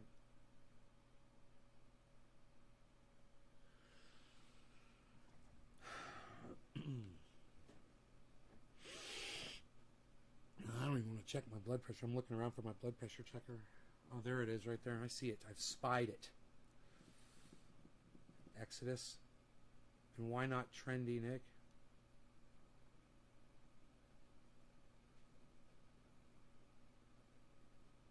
You want to go in a mosh pit? Holy shit. Karen said that. I just realized Karen said that.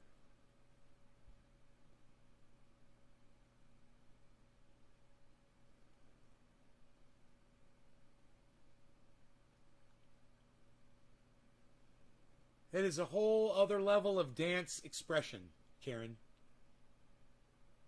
I mean, just remember to keep your elbows high. You know, practice this. You're going to want to use your whole shoulder while you're doing this. So you're putting power. You're not just going like this. You're not just going like this. You're slamming down every fucking time, and you're also boosting up. All right? Both ways. It's going, you're slamming it up like if somebody's chin's right there, you want to fucking knock them the fuck out on the way up. And if somebody's head's right there, you want to fucking slam right down. And someone sees you dancing like this, they're going to fucking stay the fuck away from you. Because you're literally a mortal threat to somebody in a pit when you dance like that. And people will just give you a wide berth and let you do your thing, man. You know?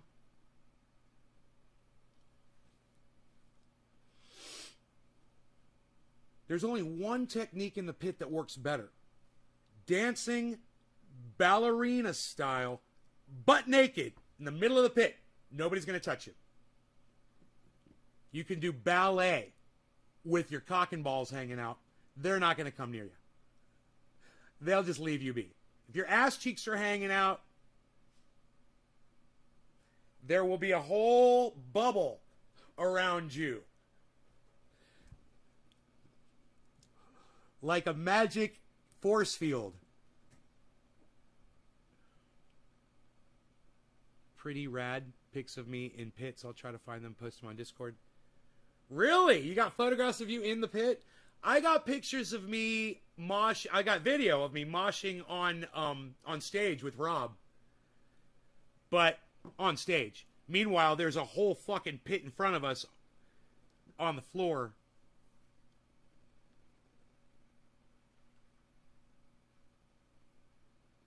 Those videos are on YouTube. I wouldn't be surprised if you spot me in one of those videos on YouTube. Beezle. What's up, bees? What's up, stripy face? It's so funny is that Beezle's face completely matches the face, the stripes on my comforter. So he's black with a white stripe in the middle of his face. My comforter has got black with white on it, stripes, just like that. So when he's sleeping on there sometimes, it looks like he's the comforter. Or the comforter looks like him sometimes. And he'll be right there and I'll be like, oh, that's not him. Oh, that's him. So fucking funny. He's camouflaged perfectly for that fucking thing. No one fucks with me. can we see? What's been the best show you've been to? Who all have you seen live? Ask Nick. It sounds like he's been to a bunch of shows. I don't go to a lot of shows. You know?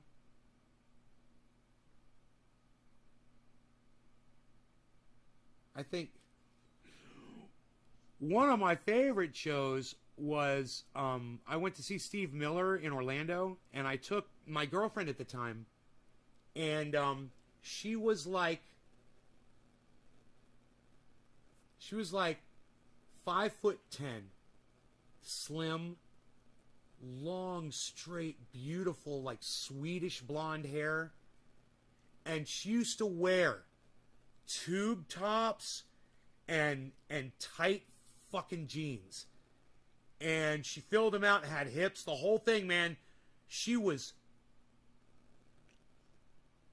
fucking gorgeous, this girl. She was gorgeous. And she had a Firebird. She used to let me drive her fucking Firebird. She would let me keep her Firebird. It was awesome. But I took her to Steve Miller concert, and she was wearing a bright pink tube top, man, with her belly exposed, fucking jeans, pink tennis shoes, and her long, you know, beautiful blonde hair down to her butt. And there were guys that were getting yelled at from their girlfriends all around us. They were staring at her and shit. And I felt like the king, dude. I was like, I had this girl with me. I'll never forget that concert. Having her with me. She was sitting on my lap. Oh my God. People were so jealous. My younger days.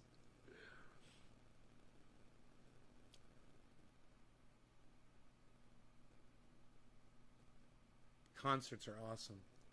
Yeah. Concerts are fun. You know, I got to hang out with Extreme before the show, outside, in the daytime when we're setting up, doing sound check. I've told you guys this story. I got to hang out with Nuno Betancourt. He had two dachshunds with him. I want to say they were fucking long-haired dachshunds. And he asked me to watch his dogs for him when he went inside to get something to drink, and he came back outside and we talked, and it was so weird because he's so fucking normal. He's just like, he's such a normal person. You don't expect that because when you see the image of him in the videos on MTV and shit, you know, he's like a guitar god. And I'm sitting at a park bench under an oak tree outside in the middle of the day, you know, 3 o'clock in the afternoon in Florida, watching this guy's dog, sitting there talking to him, and on one of the stagehands. And there's nobody else there. And nobody else cared because everybody else that was there at the venue was with his crew. They all knew him. Right? So me and my boss at the time, my boss was working on the soundboard. My boss was running sound, and they were doing sound checks inside, and he was still, you know, they were sound checking the drums, the bass guitar, all that shit, and it took a long time to do that. So we sat out there for quite some time, man. You know, I wish I could remember the conversations we had. I can't remember what we talked about, but yeah, Nuno Betancourt, pretty cool.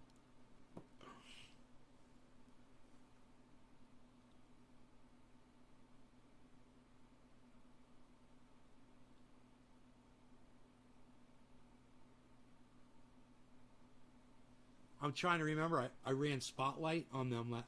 I ran Spotlight on him. He told me what he wanted. He wanted a specific kind of spotlight. I remember I remember now we were talking about the kind of spotlight he wanted. Blue spot. He wanted a blue spotlight. Nuno Betancourt wanted a blue spotlight. I said, I could do that for you, bro. He's like, when I go into solo, he's like, I don't care what you do the whole night. He's like, but when I go into solo, will you hit me with a blue spot? I was like, yes, sir. That I remember. Oh, it's funny.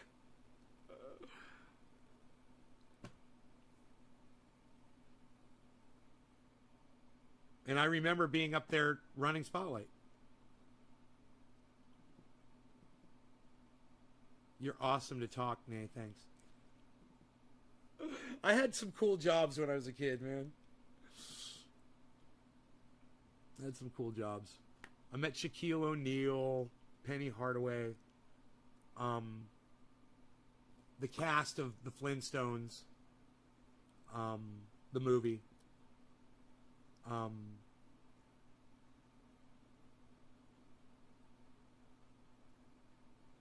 Oh, dude, this guy, I don't even know his name. He's been in so many fucking movies. Every time I see him, I'm like, it's that guy.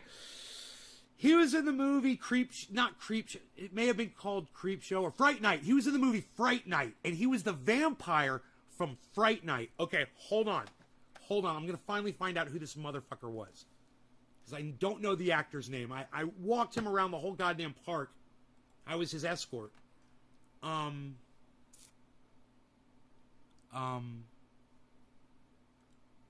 The actor who played the vampire from Fright Night. Yeah, that's him. Chris Sarandon. Chris Sarandon. You guys know who Chris Sarandon is?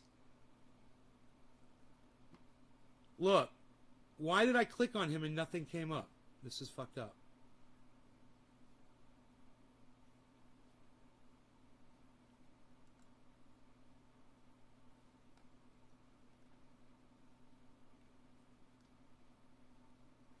Here's a bunch of pictures of him. Oh, there he is. Here, check this out. You guys know who Chris Sarandon is? This guy. You recognize that guy? Right? It's like you wouldn't know his name, but you're like, man, I've seen that dude in some fucking movies before. Wow, Google did a great job because almost every actor from Fright Night played a vampire. He was the main, right, but he was the main vampire. He was the head vampire. He was the bad guy. Well, wasn't he in The Princess Bride? Billy would know that. I don't know if he was in The Princess Bride. I don't think that's the guy. I don't think that's the main actor that is not the main actor from Princess Bride. If that's who you're thinking it is. He may have been in fucking Princess Bride. Holy shit. Why don't I know that? Because he's in so many fucking movies. It's hard to tell. What's going on there? Okay, here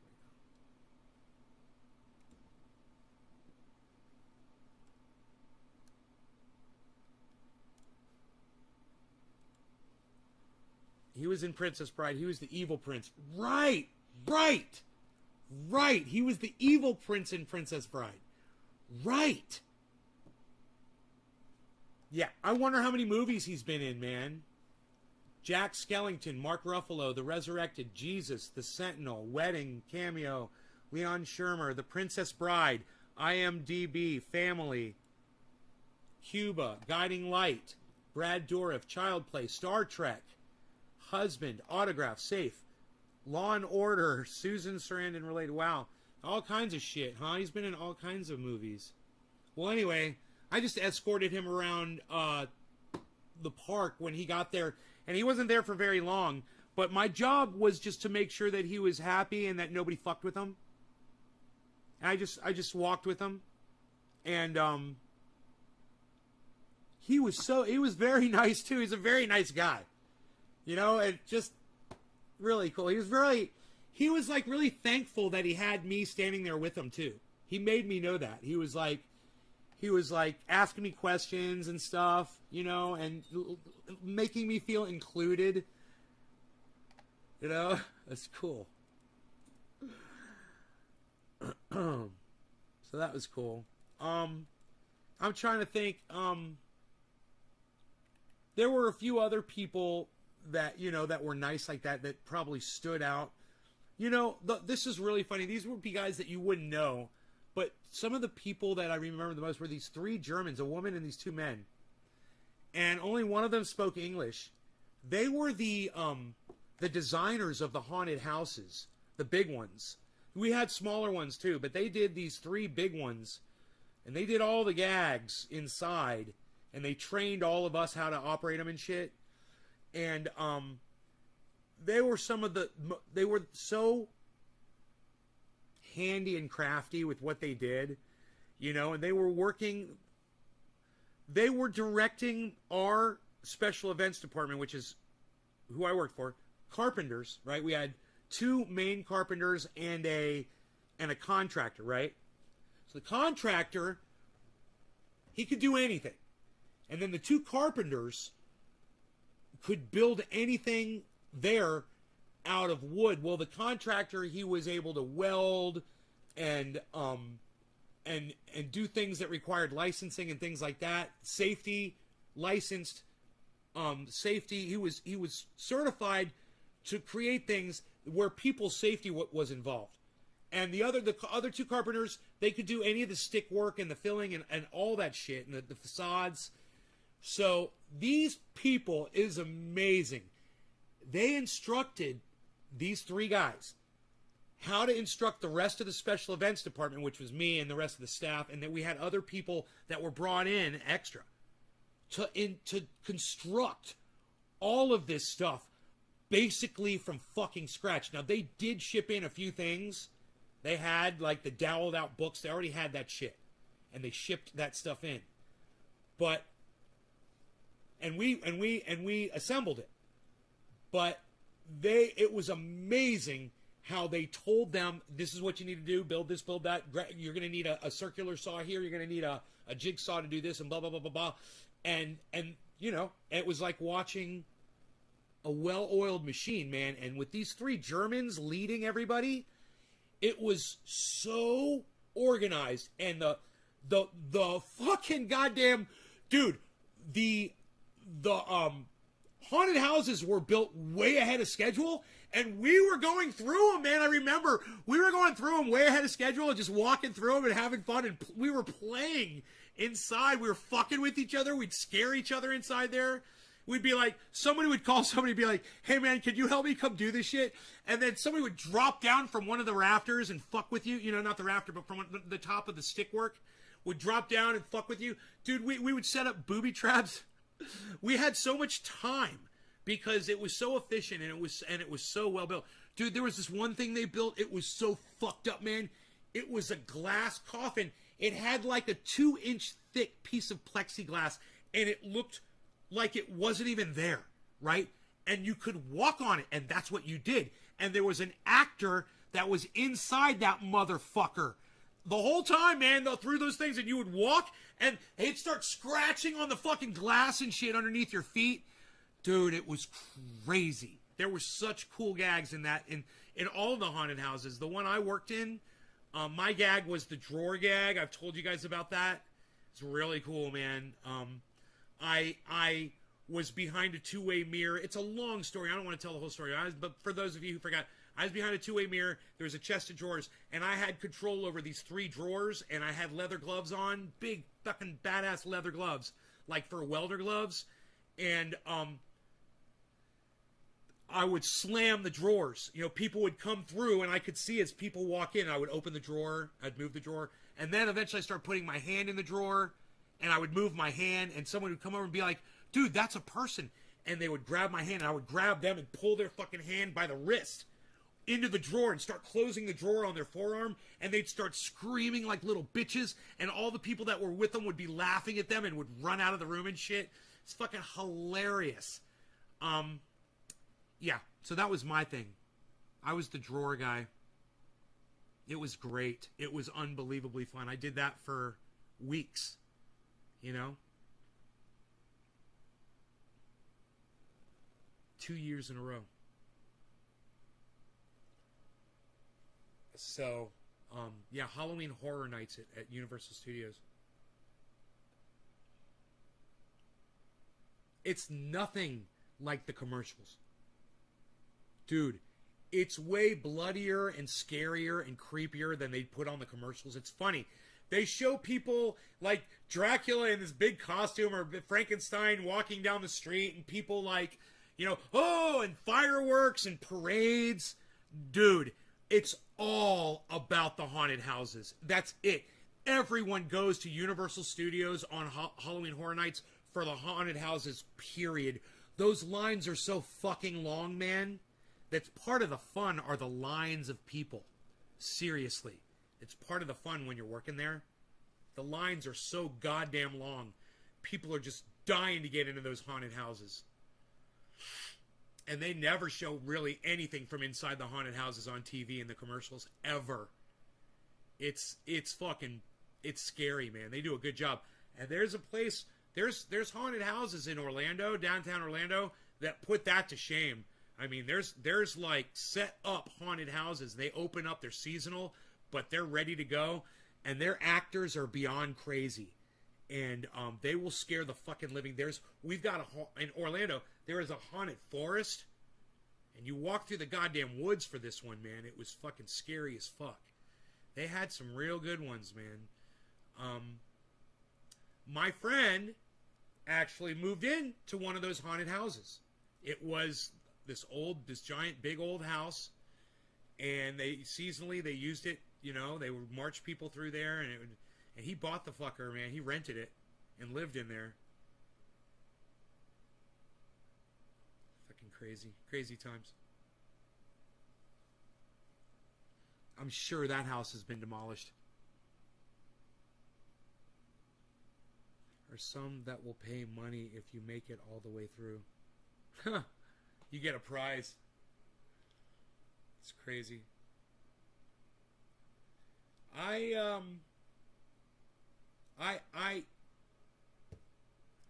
love haunted houses. What can I say, man? It's like, you know, I got sold on Halloween when I was a kid, and I was like 14 years old, and we were going trick-or-treating, and me and a group of friends got together, right? And I remember this one girl, she called me, and she said, I want you to come over to my house. And I said, okay. And when I got to her house, she was wearing a full-on French maid's outfit, flirting with me. And I was a little kid, you know, I didn't realize what was going on, really. I had fun, and I'll never forget it. But I was stupid, you know.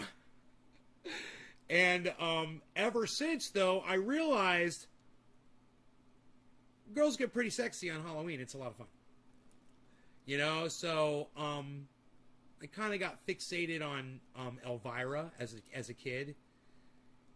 And it was always going to Halloween parties growing up, man. And girls are just wearing bustiers, bare bellies, sexy as fuck. And you're just like, oh, I love this holiday. This holiday is for me. All other holidays bow before this one.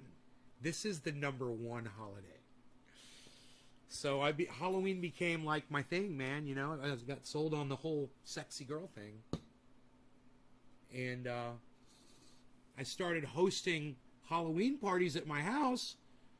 And women would come in scantily clad Halloween outfits, man. And we would party all night and sometimes into the morning. And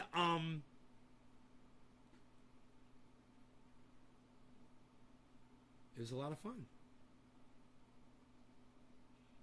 You were around haunted house when you did Booze and Bozo? Haunted houses in their building in this old industrial creepy area. Quality haunted houses. High.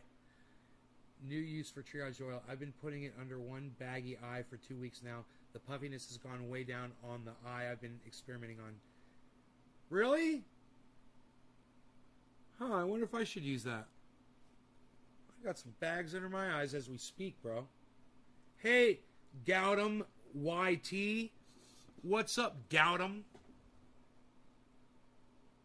How's it going? I'm doing a bong rip right now. Cheers.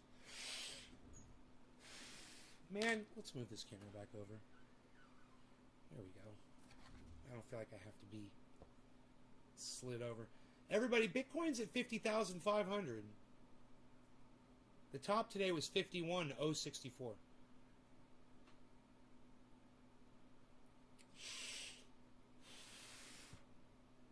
Oh, I thought it was Billy that said that. It was Karen.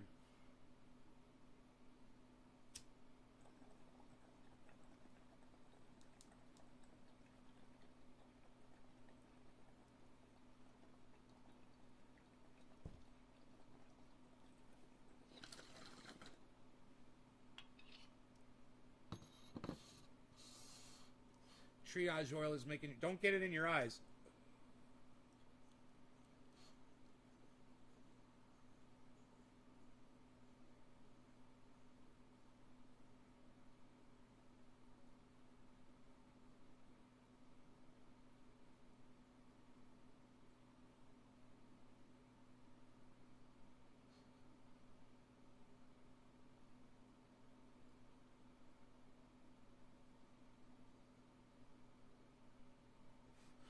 Wow, there's a nice breeze blowing through the door. That's nice. It's 73 degrees outside. Gorgeous outside.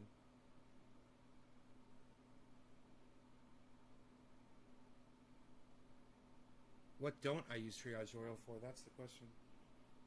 Huh.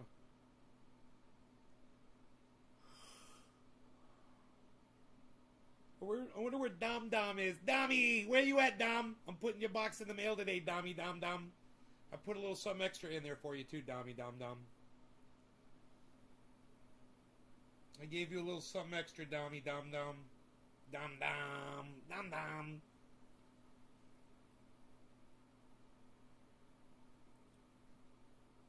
Triage oil is great. I use it a lot, man. It helps me so much throughout my day. I'm so glad I invented it.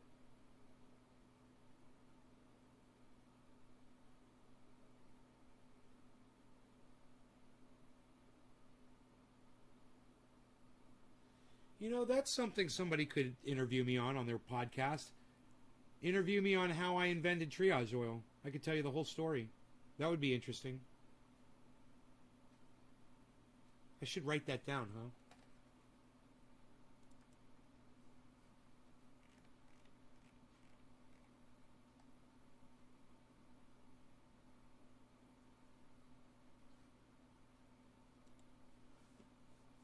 Huh.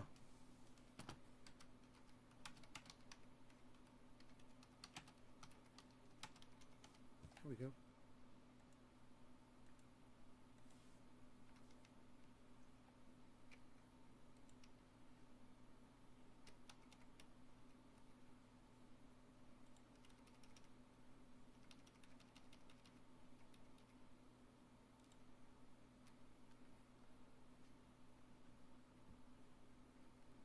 Here, my topics to discuss: organic growing, off-grid living, pain relief, how I invented triage oil, cannabis history, use, concentrating, conservation, podcasting, solar power.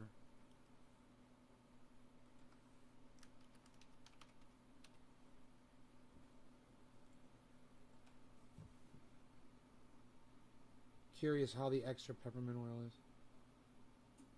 I'm not expecting any difference at all. You know, I'm just hoping it preserves it, keeps it from going rancid. You know, that's really the only reason I put extra peppermint oil in there. It's a little irritating on the eyes. That's why I don't want to go too crazy with the peppermint oil. I wonder if I have any of the new stuff. Yeah, I do. I don't want to open that one. That one's unopened. I think this is some of the new stuff right here. Yeah, it's pretty strong peppermint smelling. So,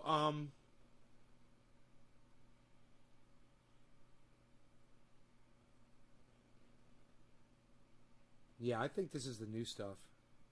This is full. I fill my jars up from time to time. Here's an empty jar right here. I'll fill that one up. Dude, Rogi's so cute. Do you guys see Rogi sitting here?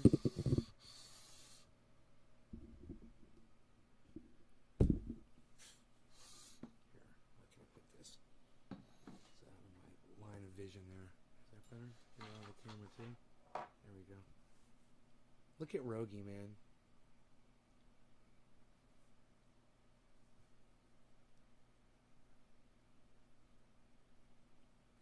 Why you beasling? J-Bun, you're waiting for your oil to arrive. 482, guys. That's where Bitcoin is. 490. 490 is the high.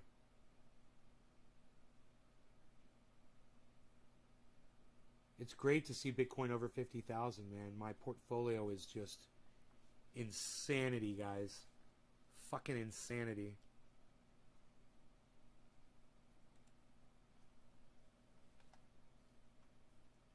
Oh my God.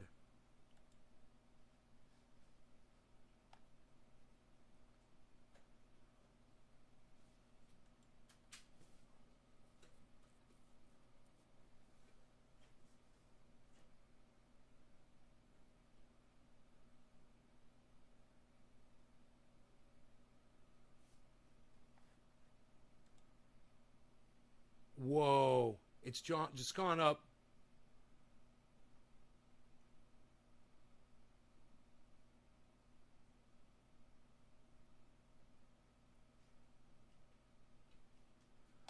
Dude, it's just gone up to fucking 14%, man. You guys, they're saying Bitcoin's going to go to $1 million. I mean, both Lark Davis and Guy from Coin Bureau were discussing Fidelity's report that Bitcoin's going to go to $1 million. The chart keeps going up to $1 billion a Bitcoin as it progresses through time. It keeps 10xing. How much cannabis did you use in the cylinders on the BHO video? I don't know how much those tubes fit, bro. We had so much cannabis to go through trim, you know, I just don't know. I don't know what the weight was. We never weighed it.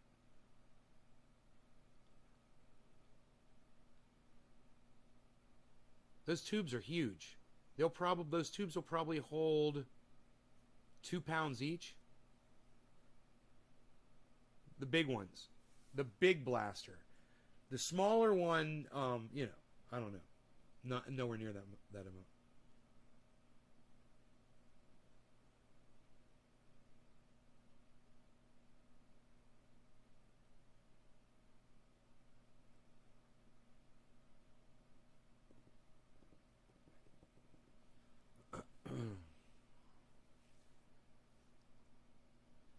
You'll tweet that? Okay.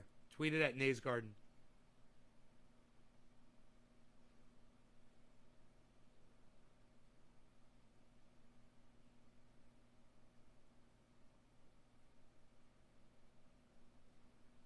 We got a yellow marker, guys.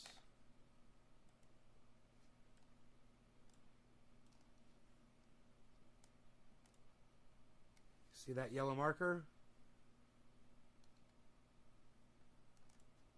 See that green spike of volume below? Giant green spike. You guys, I got bit by a fucking hornet on my shoulder yesterday. And I was in the grow and I made a video. I want you guys to see what this hornet sting looks like now. Okay? I'm going to show you what I got it on video. So watch this shit. I put triage oil on it. One time. I put triage oil on this hornet sting one time.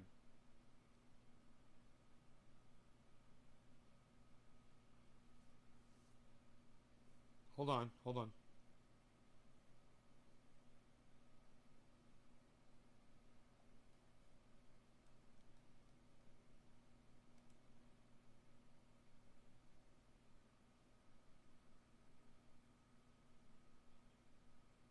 Okay. Now, that was literally yesterday, guys. That was a welt and a hole right there. You look at the freckles. You see the freckles? Okay. You see it's like a constellation. I see like 5 freckles, right? Okay. Use those freckles for reference in what I'm about to show you. So memorize where those freckles are at. And I'm going to show you what that freaking hornet sting looked like yesterday. Okay? You can see that red mark. That's exactly where it was, guys. Wait till you see. Wait until you see what that freaking hornet sting looked like. I'm trying to get you right centered. There you go. Right there. Okay. Now, watch this. Watch this.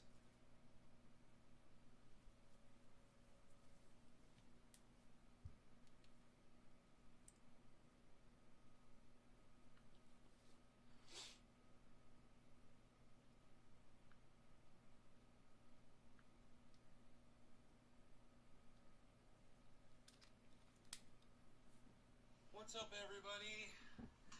Hey, from Nate's Garden here. I just got back from my grow. I was down there without a shirt on, and I was picking some pole beans, man. Eating them. It's having so much fun. And then I got stung by a hornet. Just hanging out down there. You know, it was almost nighttime. They're usually asleep. But there might be a nest somewhere inside where those pole beans are at. I don't know, but just out of the blue, man. So I'm sitting here and it's in pain, right? I grabbed some triage oil. And I just want to make sure that it still hurts, right? Before I put the oil on. I'm just going to sit here and wait. Look at that welt. That fucker got me really good. He got me really good. Ow. Fuck, dude. Yeah, it still hurts. So now I'm going to put the triage oil on it. It's like, I don't know if it hurts totally. Oh, yeah, it hurts. Look at that. Now I can just rub. Look at that. It hurt to touch it. Look at that. Oh, it's right here. I couldn't even tell where it was. It's right here. Oh, just rub it in really hard, right into the sting. It'll make you like a goddamn beekeeper with a fucking beekeeper suit on, man. There you go. TriageOil.com, man. Go check it out. Check out my my tweets at Twitter. It's at Nate's Garden on Twitter. And yeah, and check out my three times. That was a welt. Look at the thing. Fucking got me good. Check out my 3 times daily podcasts all over the internet under the name Nate's Garden and Ben Shader on Facebook. Love you guys. Take care. No law regarding cannabis. You guys see that friggin' welt? That, and not only that, not only did it make the welt go away, it made the pain go away instantly. And that was a hell of a sting. That thing got me good, man. It put a hole.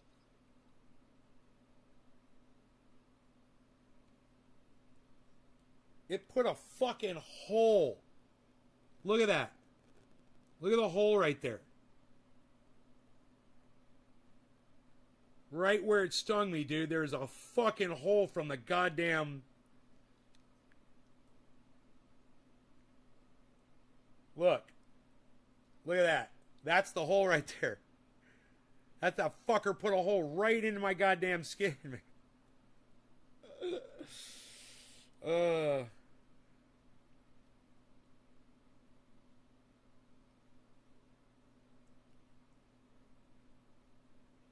That's when it was still bleeding.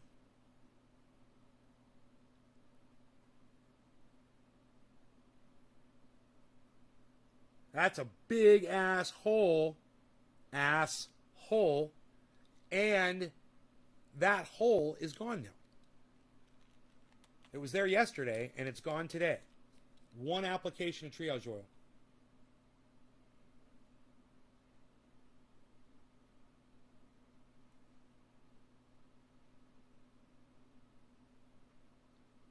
God, I got so many apps open. Holy shit. That's not helping my show at all.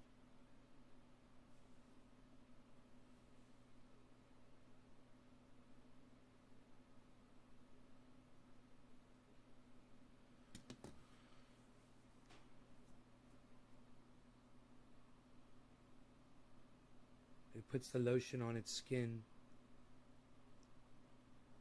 Yes, it does.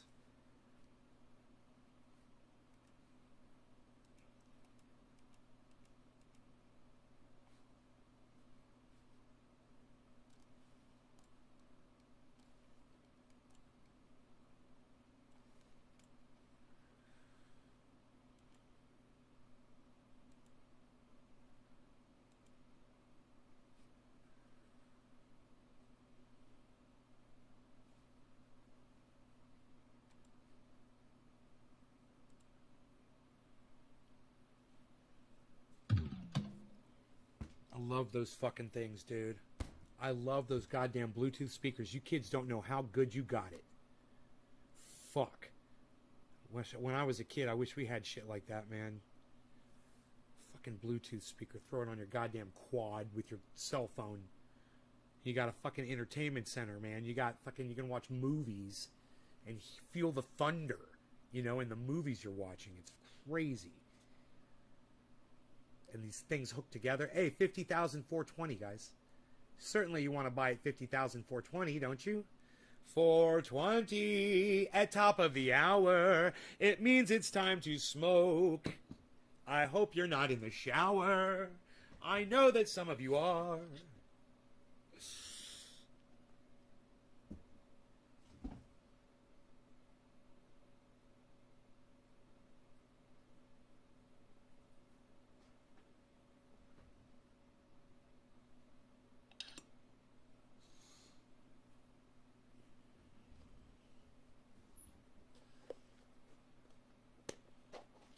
You guys still with me?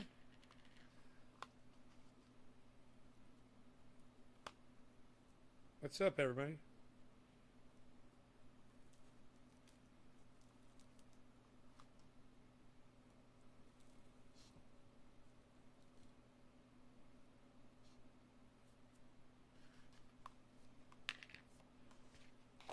Dude, that girl was soliciting people. I mean, it was beyond that. She literally had private fucking sending photographs of herself to men and shit like that. And I sit and I think about that, and I'm like, why am I so good at this, man? How are my plants doing? Oh, they're fucking doing amazing. You know? They are doing amazing.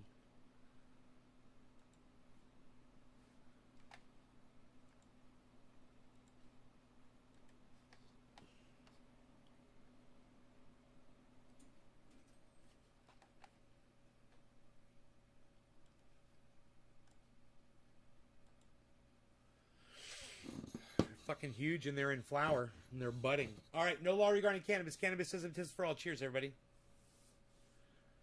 Oh, and the ones downstairs are fucking. Oh, they're beautiful. My downstairs grow is crazy. 3,000 watt grow indoors. Great grow. Just sprayed for bugs yesterday. What strain?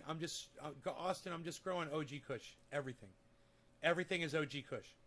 It might be the only strain I ever grow for the rest of my life. Cheers, guys.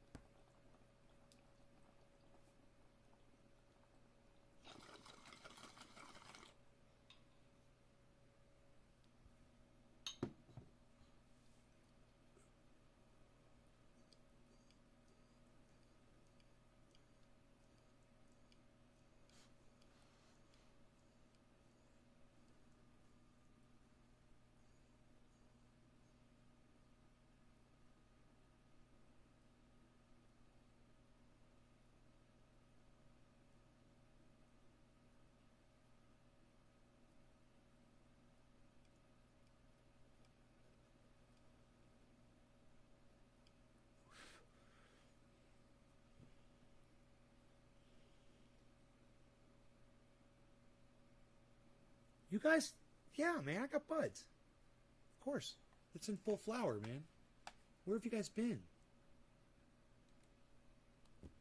I guess I've been making grow updates and not showing them to y'all. Or you've been missing the grow updates that I've been showing on the show. Dude, I'm thinking about another cup of coffee here. Yo. Rogi, I love that you're here. I can't say ours when I talk to Rogan. He's my baby boy. That's what Cobra Dad calls his dog too. Rogan's brother, his baby boy, Jimbo. I love it. I'm like, yep, this is my baby boy. Dude, that looks so fucking awesome. You guys, look at this camera view right here and tell me how fucking awesome this is. This is one of my surveillance cameras. I generally don't show you guys this shit, but it's no big deal. Here, look.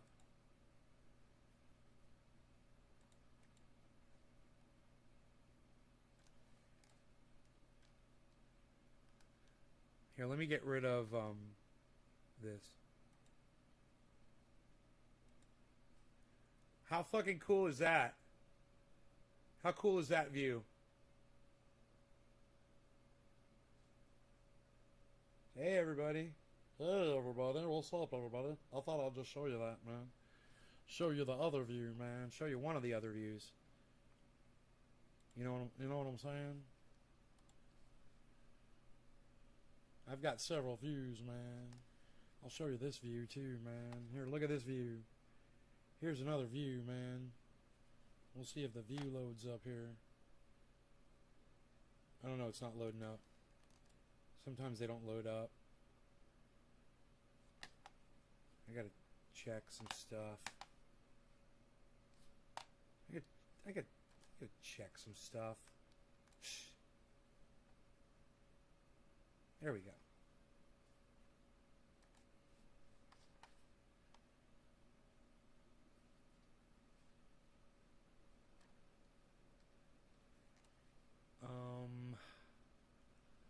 Let's go like that. I will go like that. Oh, not like that. I will go like that. And go like this.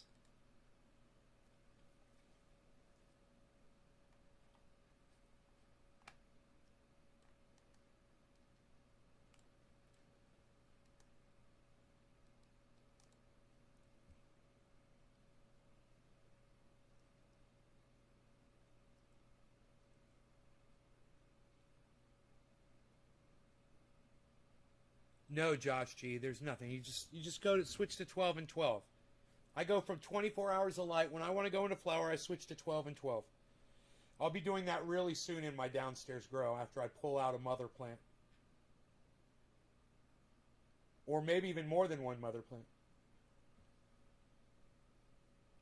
You harvest so much bud. Are you able to smoke it all before it starts going bad?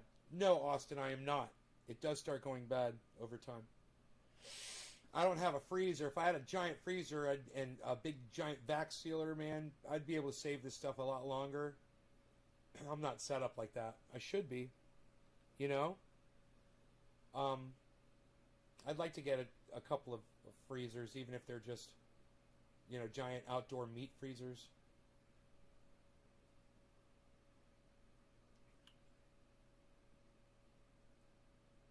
All this stuff needs to be frozen. It should all be in zip. It should all be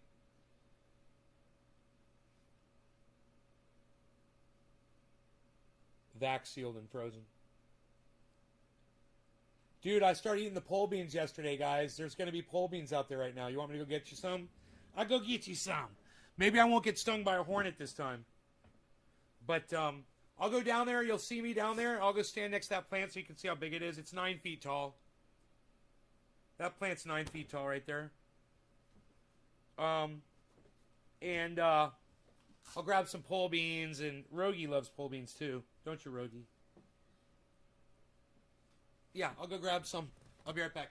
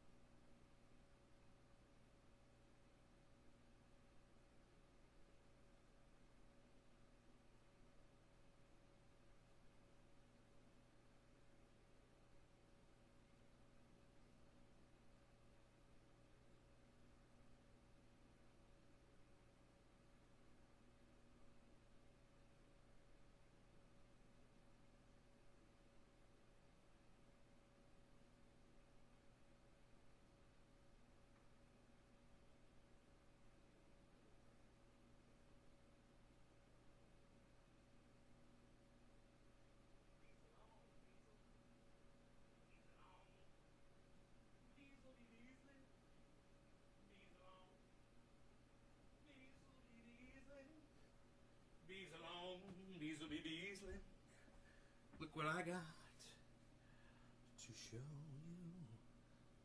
from the garden.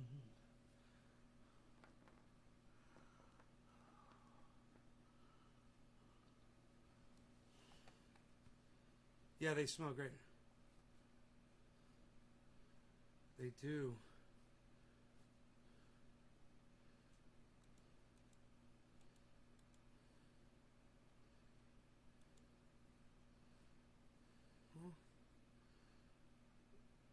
Oh.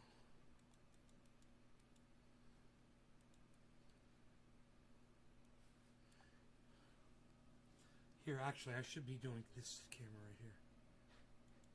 Hey, Beasel's back. The Beasel's back in town. Beasel's back, everybody. Hey, Beasel. What's up, Mr. Beasel? What do you guys think? Not bad, huh? Is this a good? You want to see them up close and personal?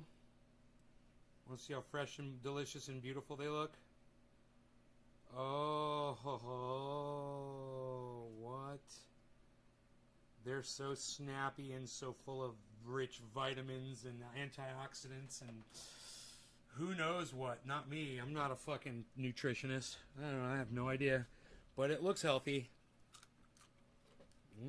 Tastes healthy.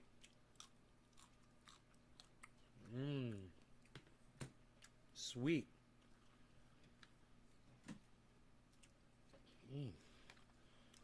Beasel's going to be wanting some of this. Ain't you Beaslin? Beaslin? Why you Beaslin?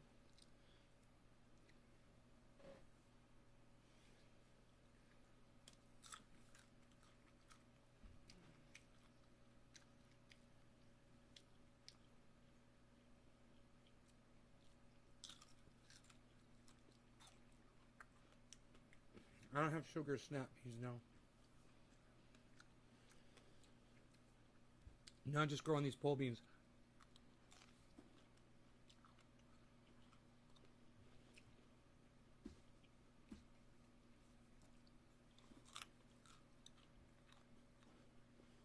Right out of my garden, growing right out of my cannabis plants.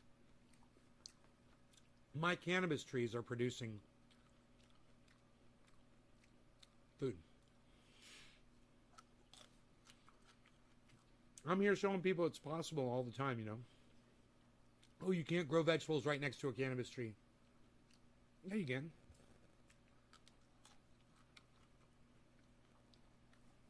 These are not suffering at all, trust me. These are not suffering at all. My buds are fucking awesome and they last for over a year. The way I'm doing it now.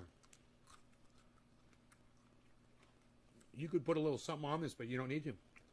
They're delicious. They've got a great flavor. You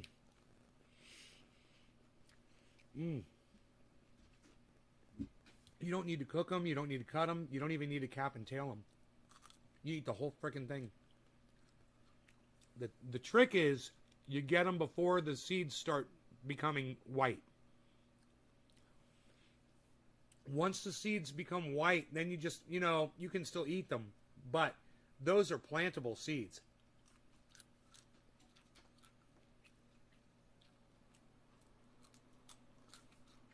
Pole beans will grow out of control. They're crazy. They'll take over everything. So guide them correctly, because they'll start wrapping around your buds. Have a trellis and run them on the trellis. I've got one ornery vine right now. It's going around the bud. It's just one wrap. It'd be really easy just to pull now it'll be easy to pull it out. Once it gets to a point, it probably wouldn't strangle the bud. It probably wouldn't cause a problem. And once you harvest, you know. But you want to try to leave that pole bean vine alive, right? So it's a better thing to not have it tangled in there.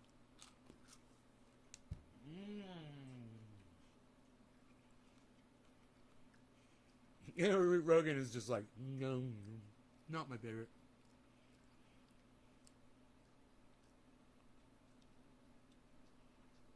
Right out of the garden, man. That's what it's all about. So I'm eating by... well, I was eating before September, actually. I was eating some lettuce a couple of weeks ago. Out of there. Here, he got the last piece for me. All right, you guys have been a fantastic 2-hour and 30-minute audience. I hope you guys enjoyed the outdoor action, the view from the garden.